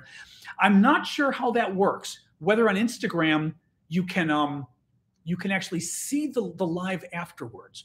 I'm going to Google it some more. It does say I can access the video for 30 minutes or for 30 days, but I wish it would show it for you guys. I don't know if it does. TikTok, yes, it'll be there. I still, for some reason, can't get the comments to show, which is annoying me. You should be able to see the comments, and I can't figure out how to. If anybody knows, we can talk about that too, about how to get the comments to show on TikTok on YouTube when you do a replay, when you watch it later. It wasn't showing the comments, and I don't know why. But yes, Edinburgh, beautiful place. I had said when I was in Edinburgh, it was one of those places that you don't hear about and you go, oh my God, when you're there. I've heard of Edinburgh. I think actually I was one of those people who thought it was pronounced Edinburgh. Like, you just don't hear about it much in the States. No one told. Scotland's one of those places you'd think you'd like to go to, but you kind of don't. I don't know why, but as Americans, you go to London, you go to Paris, you go to Rome, you go to Athens, you kind of go to the capitals, maybe the sea, Ireland, maybe, especially if you're Irish. I just never thought of going to Scotland. Fell in love with Edinburgh. Anyway, lovely place. So, but yeah, let's talk about other stuff. Actually, I wouldn't mind, like I said, if we can figure out, the picture on the wall. That picture on the wall, I love. I'll do this for you guys too. That picture in the back is the Louvre. It's the courtyard at the Louvre in Paris. And it is a picture I took with about 18 different pictures. So that back before stitching was a little earlier on the iPhone, I used a real camera. And I have a really nice program on my computer that does a really nice job. And you can even edit the stitching to make it perfect. So that's about 18 different photos I stitched together and then had one of those canvas services due to print. So, And I keep thinking I ought to sell the thing, but again, these are things like I don't know how to do easily, but I have a lot of photos I just love. You know, actually, interesting point, actually, because, oh, I'm sorry, I didn't see how to pronounce your name, though, from Ireland. I'm going to say Roisin. I know that's not your name. Roshan? Help. Somebody tell me how to pronounce. Anyway, she said Americans don't like to travel. Americans like to travel, but first big problem, way back in the day, it may have gotten better, better now. Only like, no, I remember back when I was in France like 10 years ago, 70% of Americans did not have a passport because they don't need it other than like to go to Mexico or Canada. And at least for a while there, I think we didn't need our passports. I'm not sure now whether we need them again. We may, but you generally don't need a passport. A lot of people don't have enough money. Going to Europe is a big deal. If you're in Europe, crossing the border is easy. If you're in the US, you cross the border to Wisconsin. I mean, where I am here, I crossed the border to Virginia. I mean, that's like you crossing the border from France to Germany. Things are far. I mean, to buy a ticket to Europe could be $1,000, $1,500. Like during the summer, it could be, I'd say $1,000 to $1,500 for regular people. That's a lot of money. The second problem is it sucks what our I was going to say for donate Ukraine. I wanted to tell you something about Ukraine too. Vacation time. When you start a job, I don't even remember what it is.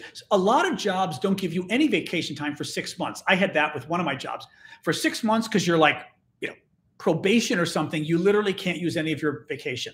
Then a lot of jobs might start you with a week. Richie says right before 9/11, you didn't need a passport for Canada and Mexico afterwards. That's what I thought. It had changed. I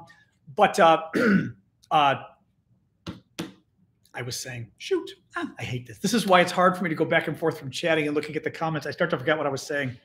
Oh, well, I don't know what I was saying. Sorry, guys. I was going to, because I also wrote a note to tell you, I was going to say, in terms of donations too, the top, not the top, because I put the live there, but if you, in Instagram, I can't, it's going to be too hard to type it in, but on TikTok, you will find, I should have put it in my Instagram. Next time I'm going to figure out if I can paste it in here somehow. But in my TikTok profile, my account is simply Aravosis on TikTok. There's 360,000 followers. You'll see it. Any of you Instagram folks, Google Aravosis TikTok. Look for don't do the fake accounts. Look for the account that's got 350,000 followers. That's me. Go there and you'll see the link that says in my profile that says beacons, like beacons.ia or something. That link will take you to a page, and on it, look for two different links. One is donate for humanitarian aid to Ukraine. One is donate to the Ukrainian military. How cool is that? I wanted to. For some people, they prefer to be more pacifist. That's cool too.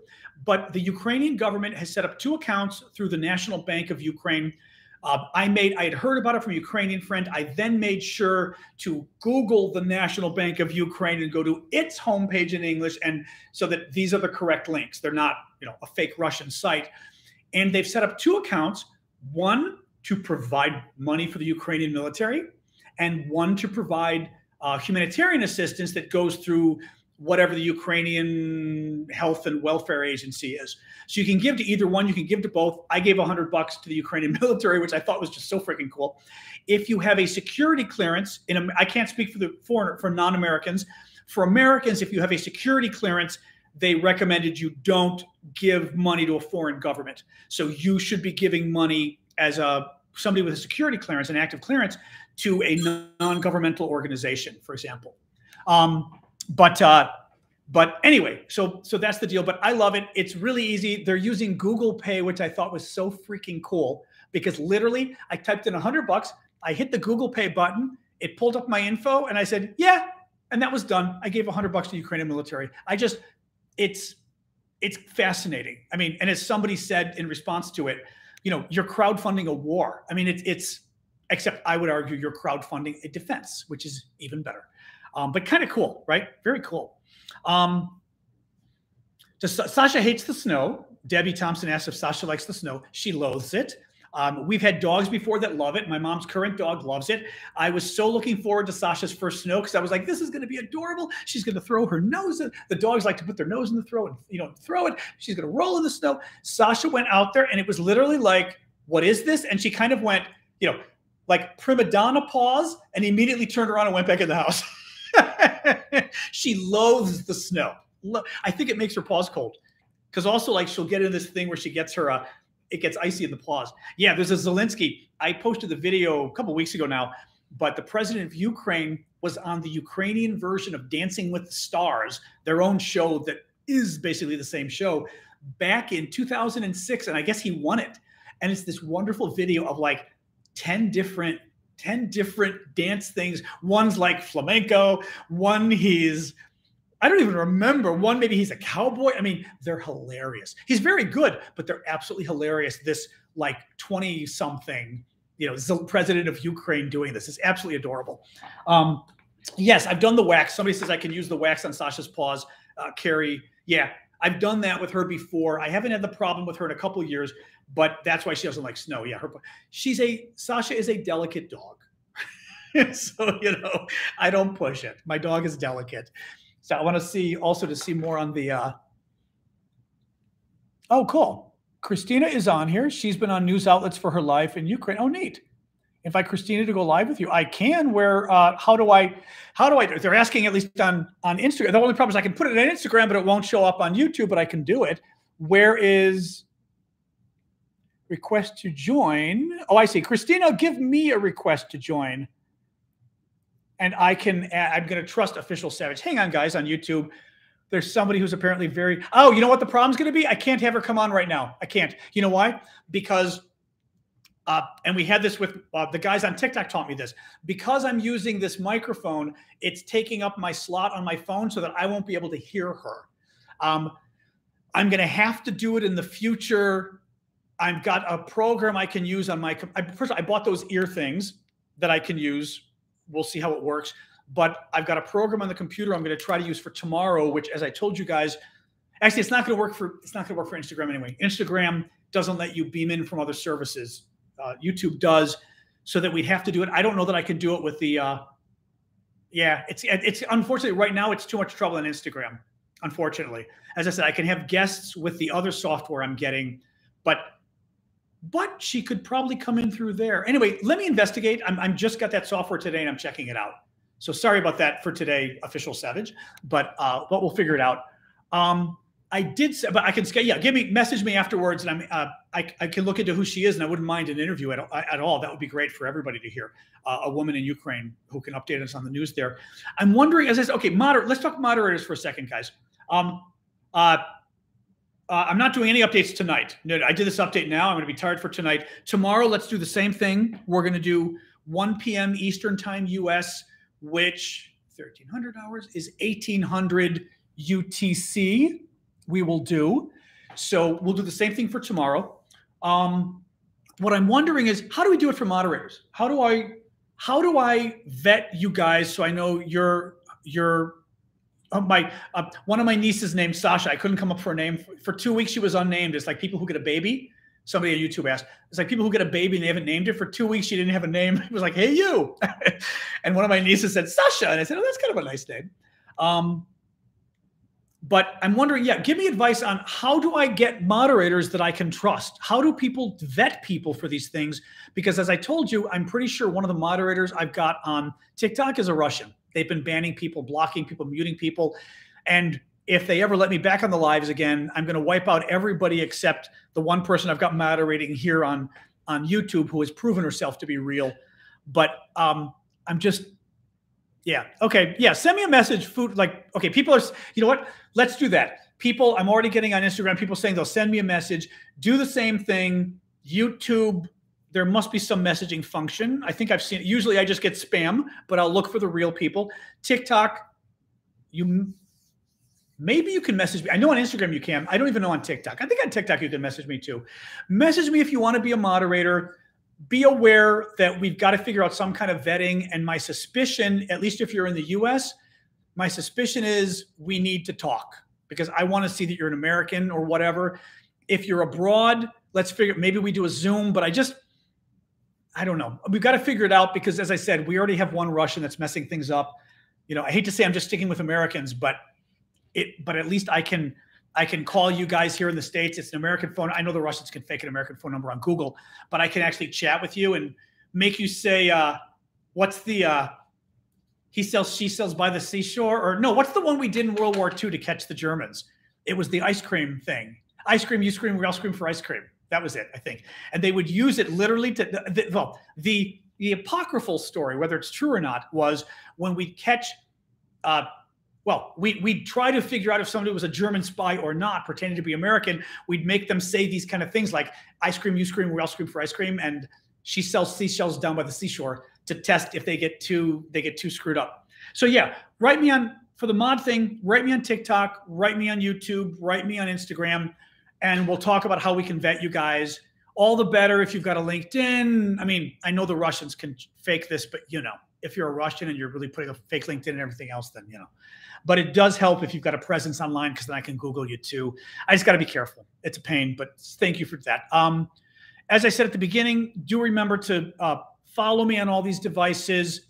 When you see stuff I've put up and other creators you like to, always like it. That's the easiest thing to do. I always do this too. Creators I like, I'm always liking them. Every time I go to a video or something of theirs, I like it. If you can comment, do a quick comment, that helps. Sharing it even better. But it tells TikTok, YouTube, whomever, you know, Instagram, that post people like, and then they show it to more people. So it's something to keep in mind. That is something that's really important to say. Anyway, let's talk more stuff. What else is going on that isn't Ukraine? I really want that coffee. I think I may even make a little more coffee. I shouldn't. I had my second cup before I started, but now I've got like a Jones for a coffee. Just have water here because I get parched talking. What else? What else? What else? I like that everybody's talking amongst themselves. This is cute. Oh, I saw somebody's got a Jack Russell. Beth has a Jack Russell. Very nice. 16. Wow. And she lost her in the snow this morning. Yeah, it's funny too because they like jump through the snow. Sasha, when she gets in the snow, she does this funny leaping thing. That's very funny. Doesn't like it. Okay, yeah, we'll talk later about scheduling the lives. It's actually it's snowing quite well in DC right now. Yeah, it's in the YouTube. Well, you can. I'm just twisting it a little bit. You can just see you can see my plants. That's like a little evergreen or whatever, and the snow on the ground. And it's actually coming down.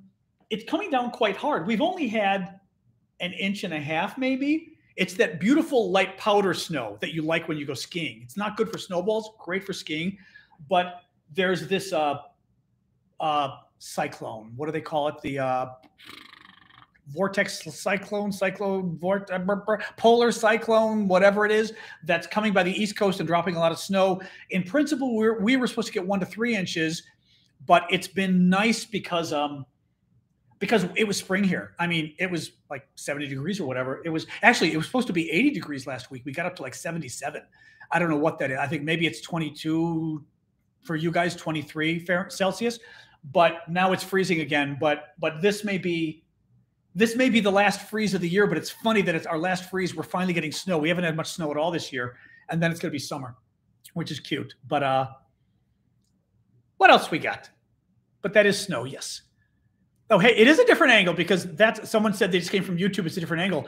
I'm using my phone for Instagram. So I've got it in my ring light has a stand for your phone, and I'm using my laptop for YouTube down here.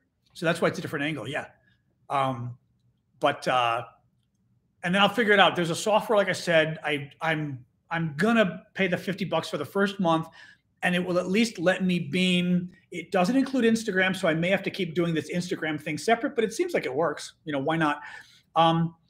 It will let me beam at the same time, so I could use like this laptop, and I can beam at the same time to YouTube, Twitch, Facebook, and I've got my main page and like my professional page or whatever. LinkedIn, once LinkedIn accepts me, and I think in LinkedIn, I've got to post some new information or something before I ask them to let me in, because I haven't been using LinkedIn to post much info, so I have to do that. And God, who else was there? I've got it on my phone, so I can't see right now, but it's a number of services. Yeah, Twitch, YouTube, a lot of different Facebook. Oh, and Twitter, because Twitter years ago bought Periscope, which was its own neat app for video. Twitter bought Periscope, and you can go on Twitter too. And I can do all of them at the same time. So I was like, you know what? Oh, and I can even log in to my various Twitter accounts. So I can log into a couple different accounts. I can log into, it's great. Anyway, it sounds like a neat idea. I'm going to do it on this computer, and hopefully it will beam it to all the places other than Instagram up there, which I will have to use my phone for, but I don't mind doing this. This works. You know, we can, it's a little funny having two of them, but I think it works. I've just been trying to go back and forth looking at both of you, but again, I think it's pretty cool. What else? It's funny. We were all more talkative at night, maybe because we had liquor in our hands, I'm guessing. Yes, the next live is tomorrow, 1 p.m. Eastern Time US, which is 1800 UTC, because that's 5 hours ahead of us. I should not say that. No. It is 1 p.m. Eastern Time US tomorrow. I do not know the UTC time because our time is changing tomorrow in the US. I think ours is different than Europe when it happens. Actually, maybe the Europeans can tell me, but tomorrow it could be a different UTC. So for tomorrow, I'm going to say 1 p.m. Eastern Time US, and wherever you are in the world, you need to go and check for yourself, you know, what the comparison is, because I guarantee you it's going to get screwed up. Pretty sure it's going to get screwed up with the time change. So, oops, notice I'm taking off of there. I had liquor.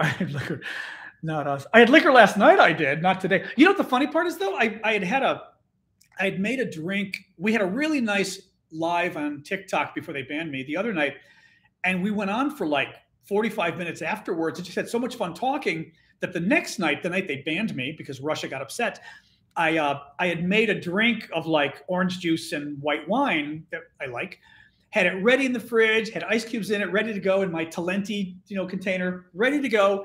And they banned me. I didn't take it out. So I forgot it was in there. So last night we hung around literally for an hour, which I couldn't be hung around for an hour afterwards, for another hour just chatting after the hour-long Ukraine discussion. I had my drink, and I will tell you, I had a little bit of a sip during the presentation, the hour where we talk substance, and it was messing with my memory. Alcohol does that to me. I've never been a big drinker because it kind of makes my head cloudy. Like, I like wine, but it makes my head cloudy, and I forgot it makes me forgetful. So a couple sips of that was enough where, some of you may have even noticed when I was talking, I forget stuff anyway. Like I had a couple little brain farts, as we call them here, when I was talking with you guys. But last night, literally, I had a couple that just like my mind went out the window and I went, okay, no more alcohol. That was just with a couple sips. I'm a total lightweight. So yes, I wouldn't have one in the middle of the day anyway. But Middle Tennessee got 4 to 5 inches last night. Nice. And 4 to 5 inches would be 10 to 12 centimeters of snow. That's nice. 2 glasses of wine into our chat. You were ready to start dropping the Putin F-bombs. Yeah, I don't blame you. I don't mind. I just don't know how YouTube. Actually, my guess is because I set up the okay, no problem. And some people have to go. That's okay. Don't worry. You can go. I don't mind if you got to leave. But, we can talk for a few more minutes anyway. I just did this because people were liking it. I didn't necessarily intend to hang out, but people seem to like it, so why not? Oh, that's funny, Audrey. Yeah, and Jamie. Yeah, I just don't, whatever it is. Oh, thanks, being Nancy. Thank you. What else, guys? I don't know. I am getting hungry, though. I know I'm going to make some lunch sometime, so I don't know what I'm having, but hopefully I feel like a hamburger today. My very American gut is telling me hamburger. What else, guys? YouTube filters out most profanity, and it's not showing the chat. Actually, you know what I do need to figure out from the YouTube folks? When I posted yesterday's live, I don't think it's showing the chat. And I think it's supposed to show the chat. And I'm not sure why it's not. So I don't know if any of you have any advice as to whether I'm doing something wrong. But other people's chats I've seen, you can actually see the chat. The other thing I don't like, since we're just hanging out talking. Oh, Jared. Oh, I love Jared. Jared's fabulous. Yeah. Sorry, I'm not going is saying on Instagram that Jared J. Sexton likes to have his bourbon. I know. We've had him on our podcast. I love Jared. So interesting. But if I had if I had bourbon, I'd be dead by the middle of our chat. But yeah, I'm trying to figure out with YouTube how to show the chat in the archived discussion, because it'll save our video, and I'm not seeing it. I don't. Go back to a previous one that I had. Go to the one I had yesterday. I did not see it, but maybe there's a live chat button. Maybe there's a button I just didn't see. But when I looked at yesterday, maybe even right now, if one of you do, you want to go to my YouTube page, it's, well, the YouTube people know, the Instagram people, I'm John Aravosis. You can see my name. John Aravosis DC, one word, is me on YouTube. It's there. Okay, good. Maybe it's just on my screen. YouTube's so crazy sometimes. That's fine. I don't know if YouTube has a message function. My Gmail is my last name at Gmail. I mean, it's not rocket science. So, if the Russians troll me, I'll just put filters in. But you could just find me there. But okay, that's fine. Then it did have the chat. That's great. My other question, actually, again, if there's any of you tech guys too, since this is just us shooting the breeze, if I miss the screen, it was okay. Oh, thank you. Okay, Tommy on Instagram just put up the beacons link. That's the link that has a bunch of my links. I mean, it has the live chat for today on both of these, but it also has the links to give to the humanitarian Ukrainian, to the Ukrainian military, which personally I just thought was kind of cool. And it matters to me. I wanted to help the military folks. I feel very bad about that country. I mean, I want to help humanitarian, but I also want to help them win. I've got donation links if you want to support my work. I don't want to, I hate sort of asking for money. All I'm saying in that regard is I work on my own for a living. This is what I do. What I do is this kind of stuff. I rabble rouse online. I mean, my background is media, politics, you name it. And a lot of what I've been doing the last several years is going on social media and causing trouble. I'm doing it much more respectfully in these lives. I say respectfully, but meaning I try to this is what I do when I'm actually recording these videos for the little snippets on TikTok. I just like go, bleh, bleh, bleh. I try to make these a little more, I sort of put my CNN mindset on and go, okay, how would I do this if I was doing it on CNN?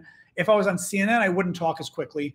I probably should go a little more slowly because I feel bad for you guys who are non-Anglophones, because I do talk quickly. Excuse me. But the other thing is,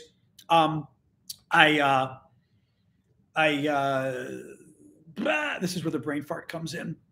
Talking quickly. Just to say that this is what I do for a living. So like I spend my day on social media. I spend my day on TikTok, getting information out, causing trouble. I started not TikTok on Twitter, but also TikTok. I started on TikTok just doing U.S. news. Just wanted to update folks on U.S. news. I figured, I've got a news background. I've got a marketing background. I've got a background doing a lot of television. I've done a lot of CNN and other stuff over the years. Why not kind of mix them together? Because I've got the analysis, but I've also got, I think, how to digest things for people to make it a little more easily understood. People who may not know a complicated issue, which is also something I would say, like, that's a skill you learn in Washington if you're good, is like working for a senator. They're not always the brightest people, but the other problem is they have to worry about 10,000 issues, so they're never going to remember the issue. So you're always having to tell them, as you remember, this is what's going on, and give them sort of a simple explanation because they're too busy. So that's one of the skills I try to bring to this. But in any case, bottom line is, on TikTok 2 weeks ago when the war happened, I said, you know what? I'm going to do updates on the war nonstop because I think it matters. And the folks on TikTok were liking these lives and said, could you do them every day? And at first I thought, oh God, I'm going to die every day. And then I was like, you know what? Let's try it. If I get too tired, I'll tell you. But it matters to me. Like, this issue matters to me, so I'd rather do the lives. And that's why I started doing them every day. And pretty much I decided, at least for the next, however long this is going on, I'm just going to do Ukraine all day, mostly. I mean, I just wrapped up I actually had a client for about 6 weeks that I just wrapped up some stuff. I've got to check in with them. But I'm just doing this stuff. So that's why, and I would say for other creators as well, some people are doing this as a hobby, and that's fine. If some kids are doing it as a hobby, dancing, whatever, and you want to give them some cash, that's great. For people like me, I'm doing this for a living. So if you can, I'm going to stop the pitch. Like I said, I hate asking for money, but it's also why I tend not to get money for the advocacy I do, because I hate asking for money. But that's why I put the donation links up. There you go. That's why, and that's why I had like the super chat thing on YouTube, because quite literally you're helping me do that. I mean, I am going to pay $50 for the software, but it's also a matter of just paying the rent and paying the bills. I have shown over the years, and I'm hoping it's not a mistake, I have always defaulted to doing advocacy work, which I consider this, even though it's news, clearly I'm on the Ukrainian side. So I would call it advocacy in that regard. But I've always defaulted to doing that. And there really isn't money there. I mean, there isn't money there unless you're a big organization. So anyway, now that we've got the crowdfunding thing, I think it's a great, so my bottom line here is I'm not just talking about me, but in general, people you know out there, if you know freelance journalists doing good work, if people have websites that you really like, but I mean, if you like Rolling Stone, subscribe to them too, but people who are individual bloggers, people who are, again, TikTok, Instagram, YouTube, people who are doing updates on a daily basis that it can be cultural stuff, but if they're doing it regularly and you can tell they're really putting their heart and soul into it and spending a lot of time, see if you can help them out with some money because they're literally doing it. My work at the UN, boy, Lorraine wants to know about my work at the UN. I will tell you briefly. I think that at some point, and I think it may be maybe once the Ukraine situation is resolved, hopefully to Ukraine's benefit, we can do individual chats about topics. Because for now, it makes sense to do Ukraine, but if I do like a separate chat today, I would just be exhausted. But yeah, I worked at the UN back in 2015. I got in as a real UN staffer. You have to go through this whole process. I got in, I was running the online team for UNDP, which is the United Nations Development Program. And it was the worst job at the worst institution of my life. And I don't want to go too negative on the UN right now because, there is a war going on. They're trying to help. But I would say it is the most corrupt, most laziest, most dysfunctional organization I have ever witnessed in all of my life. I literally had friends who, and like I said, I'm not going to do the whole thing now because it just pisses. It's been 7 years. It still pisses me off when I talk about it. I mean, it was. I would come home at night and literally, I had oxycodone. I would take an oxycodone at night just to chill me out because I was so upset. And then a doctor friend was like, "Don't do that." Sorry, thank you, Chelsea. It was like, "Don't do that." So I stopped doing it because I was like, I don't want to become one of these OxyContin people or whatever, where you get addicted to the stuff. But I mean, the staff is spoiled. The staff is spoiled brats. The managers are scared to death of their jobs, scared to death of their staff because the staff are spoiled brats, and the most vicious, cutthroat people you've ever met. The organization is corrupt as hell. The whole hiring process, corrupt as hell. I mean, corrupt as hell. They hire whoever they want. You go for interviews, the interviews means nothing. They've already picked who they're going to hire. The money that comes in, UNDP, where I was at, they were raising money for tsunamis and things in Asia. The money wasn't going there. I was asking people, I'm like, well, what do we do? Because, if you ask for it and you say it's literally for the tsunami, shouldn't some of the money go to the tsunami? I know a lot of NGOs, nonprofits, they kind of use disaster to raise money for themselves. But in this case, we were saying, give us donations for this. And they were like, well, I mean, we're using it for our communications office, and our communications office does work on the tsunami, among other issues. So it's kind of like it going to the tsunami. And I was like, no, it's not. They had a drawer full of checks people had sent them that they asked money for. They couldn't figure out how to cash the checks, so they never did. This place, whatever. Okay, I'll stop now because I don't want to be too negative because I try to keep this upbeat with us, but let's just suffice it to say that friends have asked me how to get into the UN, if I could help them. And I literally told my friends, I will not help you. And the irony is somebody had done this to me before I got into the UN. And she was like, I'm not helping you. I said, what do you mean you're not helping me? She was working in Europe for them. And I said, what do you? She goes, it is the worst place to work. You are my friend. And I was pissed at the time going, no, I know I can do it. How bad could it be? I mean, literally, I was at the point where I was almost willing to do anything to make the pain stop. I have never felt that in my life. I mean, you can sort of extrapolate from there. In my life, I've never felt that way, and I've never felt it since. Horrific place. And I will just say for the record, my boss, who was head of communications at UNDP at the time, go Google it, 2015. She's working somewhere else now. And let's just say I'd be very surprised at all of her other offices. She hasn't had people who went through the same stuff I went through and the same stuff. I watched her yell at people and then break into tears. I had her make unethical requests of me, horrific things.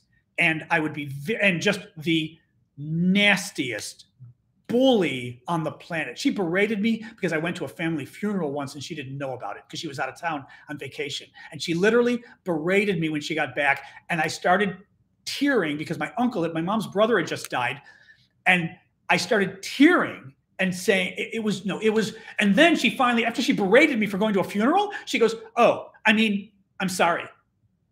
Anyway, okay. See, you got me upset. It's been 7 years and I'm still pissed about this. New York. Let's talk New York. I love New York. I stayed for 2 years. I absolutely adored New York City. The thing is, it's expensive as hell. I was working at the UN, so I was getting the thing is, they've got a great salary, great benefits, right? So I got a really beautiful apartment, Long Island City. I was on the water overlooking New York City. The view from my apartment was like something out of a storybook. My apartment was relatively cheap for New York at like $3,000 a month for 700 square feet, which I'm going to guess is around 700 meters squared. I forget whether it's a little smaller than maybe 600 meters squared, something like that. 3,000 in New York wasn't that expensive. It was wonderful. It was just, but the problem is the apartment, I stayed there 2 years. The apartment went up to $33,500 a month. And I just said, I can't do this. My place in DC this place is a lot less than that. A lot less. My mortgage and taxes and everything are a lot less than that. More than 10,000 cheaper by far. So I was like, you know what? I can't do this. I love New York. I think the work environment in New York is very difficult because I also did consulting and I found the consulting jobs.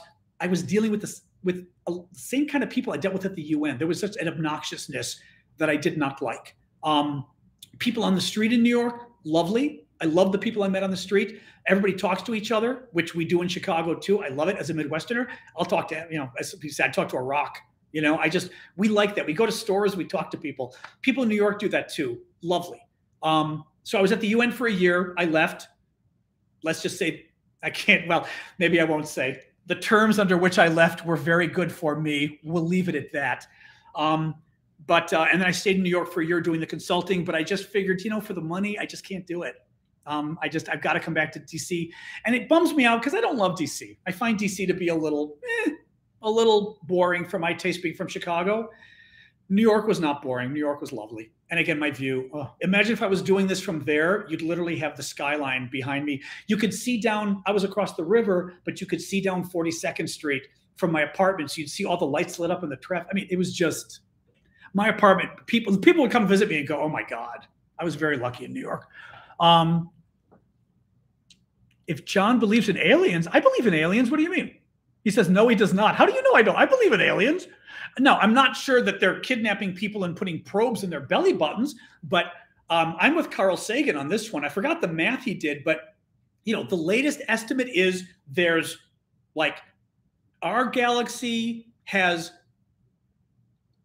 Our galaxy has a couple 100 billion stars or so. I'm going to get it wrong, but it's close. The Milky Way galaxy and 100 billion stars. Okay.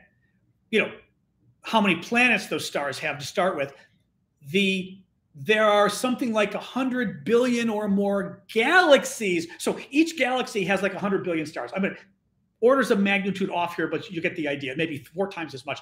There's 100 billion stars in the Milky Way. There's 100 billion Milky Ways out there. And the idea that we're the only planet that just worked out perfectly, where you could have life spring up, intelligent life, I don't believe it. Now, Stephen Hawking had said, which was interesting, his issue was more that not only would, that there's a great chance that intelligent life developed elsewhere, but you'd have to have it simultaneous with us, right? We've had life on Earth. God, I'm forgetting. Does life itself go back a couple billion years? The sort of the primordial soup, was it 2 or 4 billion? I don't know if anybody even knows, but something like that, right?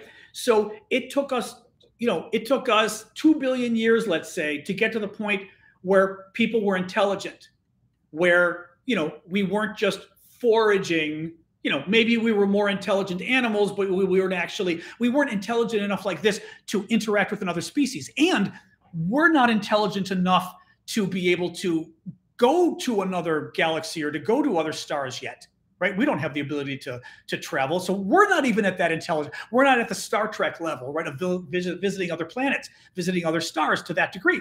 So he said, for it to overlap, it took us 2 billion years to get here. For another civilization's 2 billion years to match up equally with ours, that we both have the capacity to travel intergalactically, and their ability didn't happen 1 million years ago and we were cavemen and they missed us, is very unlikely. He also talks about the probability of civilizations killing themselves, going nuclear, blowing themselves up in wars, that you also have to meet each other at a time you didn't just kill yourselves. So that's the one question on aliens. But it's just, we're too many people. I don't believe, there's no way.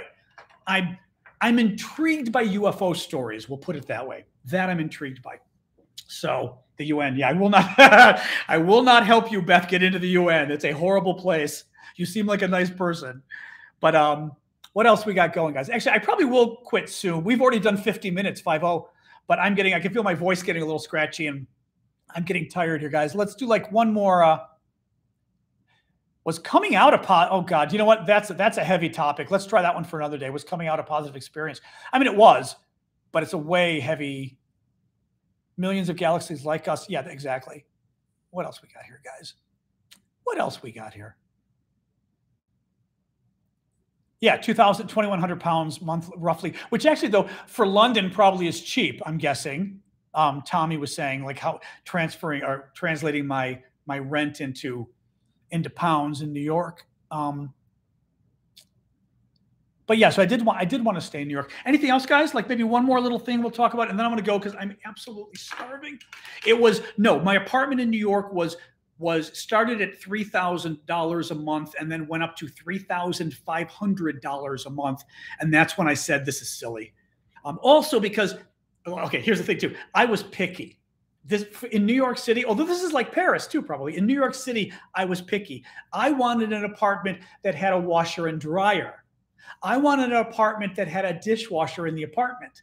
And to get a dishwasher and a washer and dryer in your apartment is considered a little bit luxury in New York. At least you got to pay for it.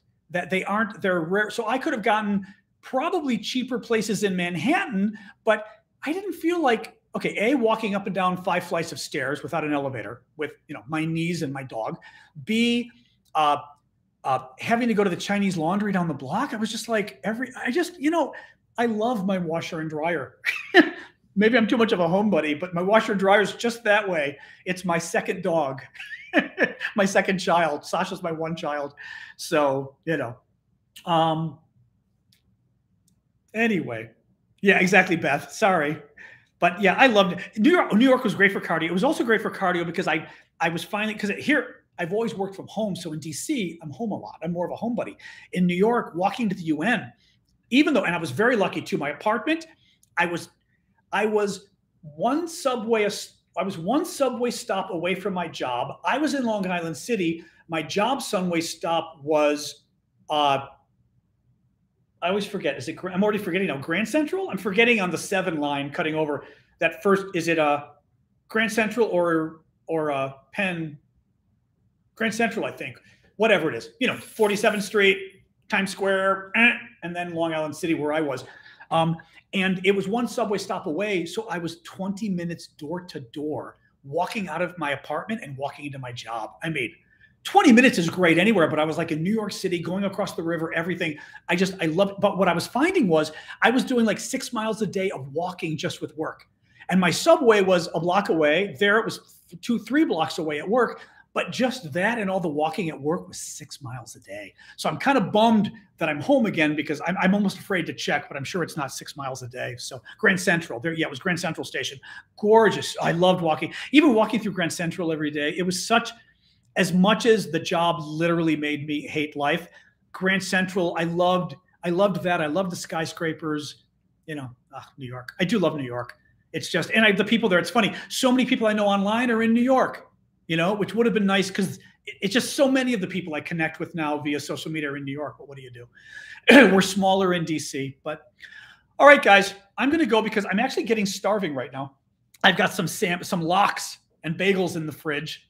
I'm not Jewish, but some Jewish friends introduced me to lox and bagels when I was in graduate school and law school. I went to a friend's house for Thanksgiving in New York, and oh my God, his mother had gone and bought like this really good lox, smoked salmon, and it looked disgusting. I mean, like it's pink, it's fish, it looks raw. You put it on a bagel. I was like, this is disgusting. I tried it anyway. I put the cream cheese.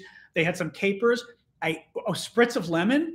I called my mother and I said, why didn't you ever tell me about this? How did we not? I mean, we're not Jewish, but I was like, how did we not grow up with this? And she goes, oh yeah. She goes, I'd go to all you can eat buffets. And if they had salmon, I would take all the salmon. So that's what I do now. Oh, thank you. Call name it says, but thank you, whoever you are. When I go to any all you can eat, like at a buffet at a hotel or something, and they've got salmon, I'm literally salmon guy. Smoked salmon. And so I've got some bagels I bought, cream cheese and smoked salmon that I'm about to, and I forgot about the lemon, actually. I have to try that I'm about to have for lunch. Oh, I'm like, I love it. So yes, very good.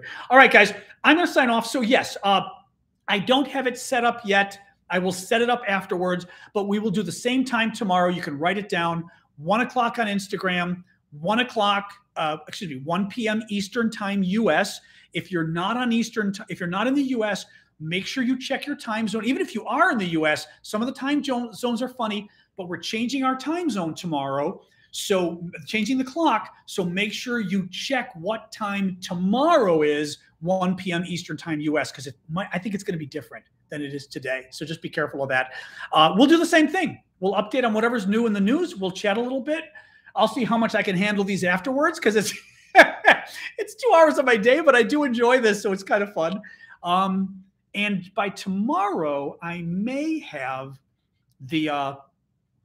I'll update those links in that Beacons link as to where the chat will be. But I'm gonna try using that software that lets me beam it everywhere. So Instagram, I'm still gonna have to do you via my phone with my microphone here. And oh, I didn't even show you guys. So the YouTube guys, you've got like my fancy schmancy microphone that I keep here. This was about 2 hours yesterday that I spent trying to figure out if this would work and how it worked. But actually, I think it's been pretty good. And thank you again for all the hearts on Instagram. I do see them in the wave. So yeah, so tomorrow we'll do this. We'll do it at 1 p.m. Eastern time. And I'm hopefully going to use I'll pay the $50 to try it for a month. I'll try the new software, which means hopefully this will go live. I will close by saying I'm almost scared of having this go live on Twitter, because I follow so many, important people on Twitter. I mean, I consider myself an expert on foreign policy, but I've got like ambassadors out there and other people. I'm a little afraid of somebody over my head on Twitter listening and going, that's not right. But I'm going to do it anyway. But yeah, so it'll show it on Twitter. It'll show it on Facebook, Twitch. I'm like, what the hell? Let's try all of them and see. And frankly, I'm waiting for Instagram to get on this software I'm going to get, because also, who cares? Let's do it on all of them. And even though actually, what I'm going to be curious to see when I do it is whether the chat throws all your chat into one, which would be amazing for me to see. I have no idea. We're going to find out. And anyway, we're experimenting, guys. So we'll experiment and see. Okay, guys, exactly. I'm going to go eat before I die. And we'll experiment tomorrow, 1 o'clock. Be there, be square. And thank you again. This is great. I'm enjoying. I wish there was some way to hear you guys without it being overwhelming, because it still is weird that I'm talking to you and then reading you, but it does still feel like or if I could see, even if I could see everybody like on the little screen, just to see the faces, it would just make it a little more personal. But what do you do? We'll survive. Okay, guys, hang in there. Slava Ukraini. I think that's how you say it. I had studied Russian for a year, so I sort of speak everything Ukrainian. I think I know how to at least pronounce things in Russian relatively. So, all right, guys, I am signing off of YouTube and stream. Boom. And Instagram.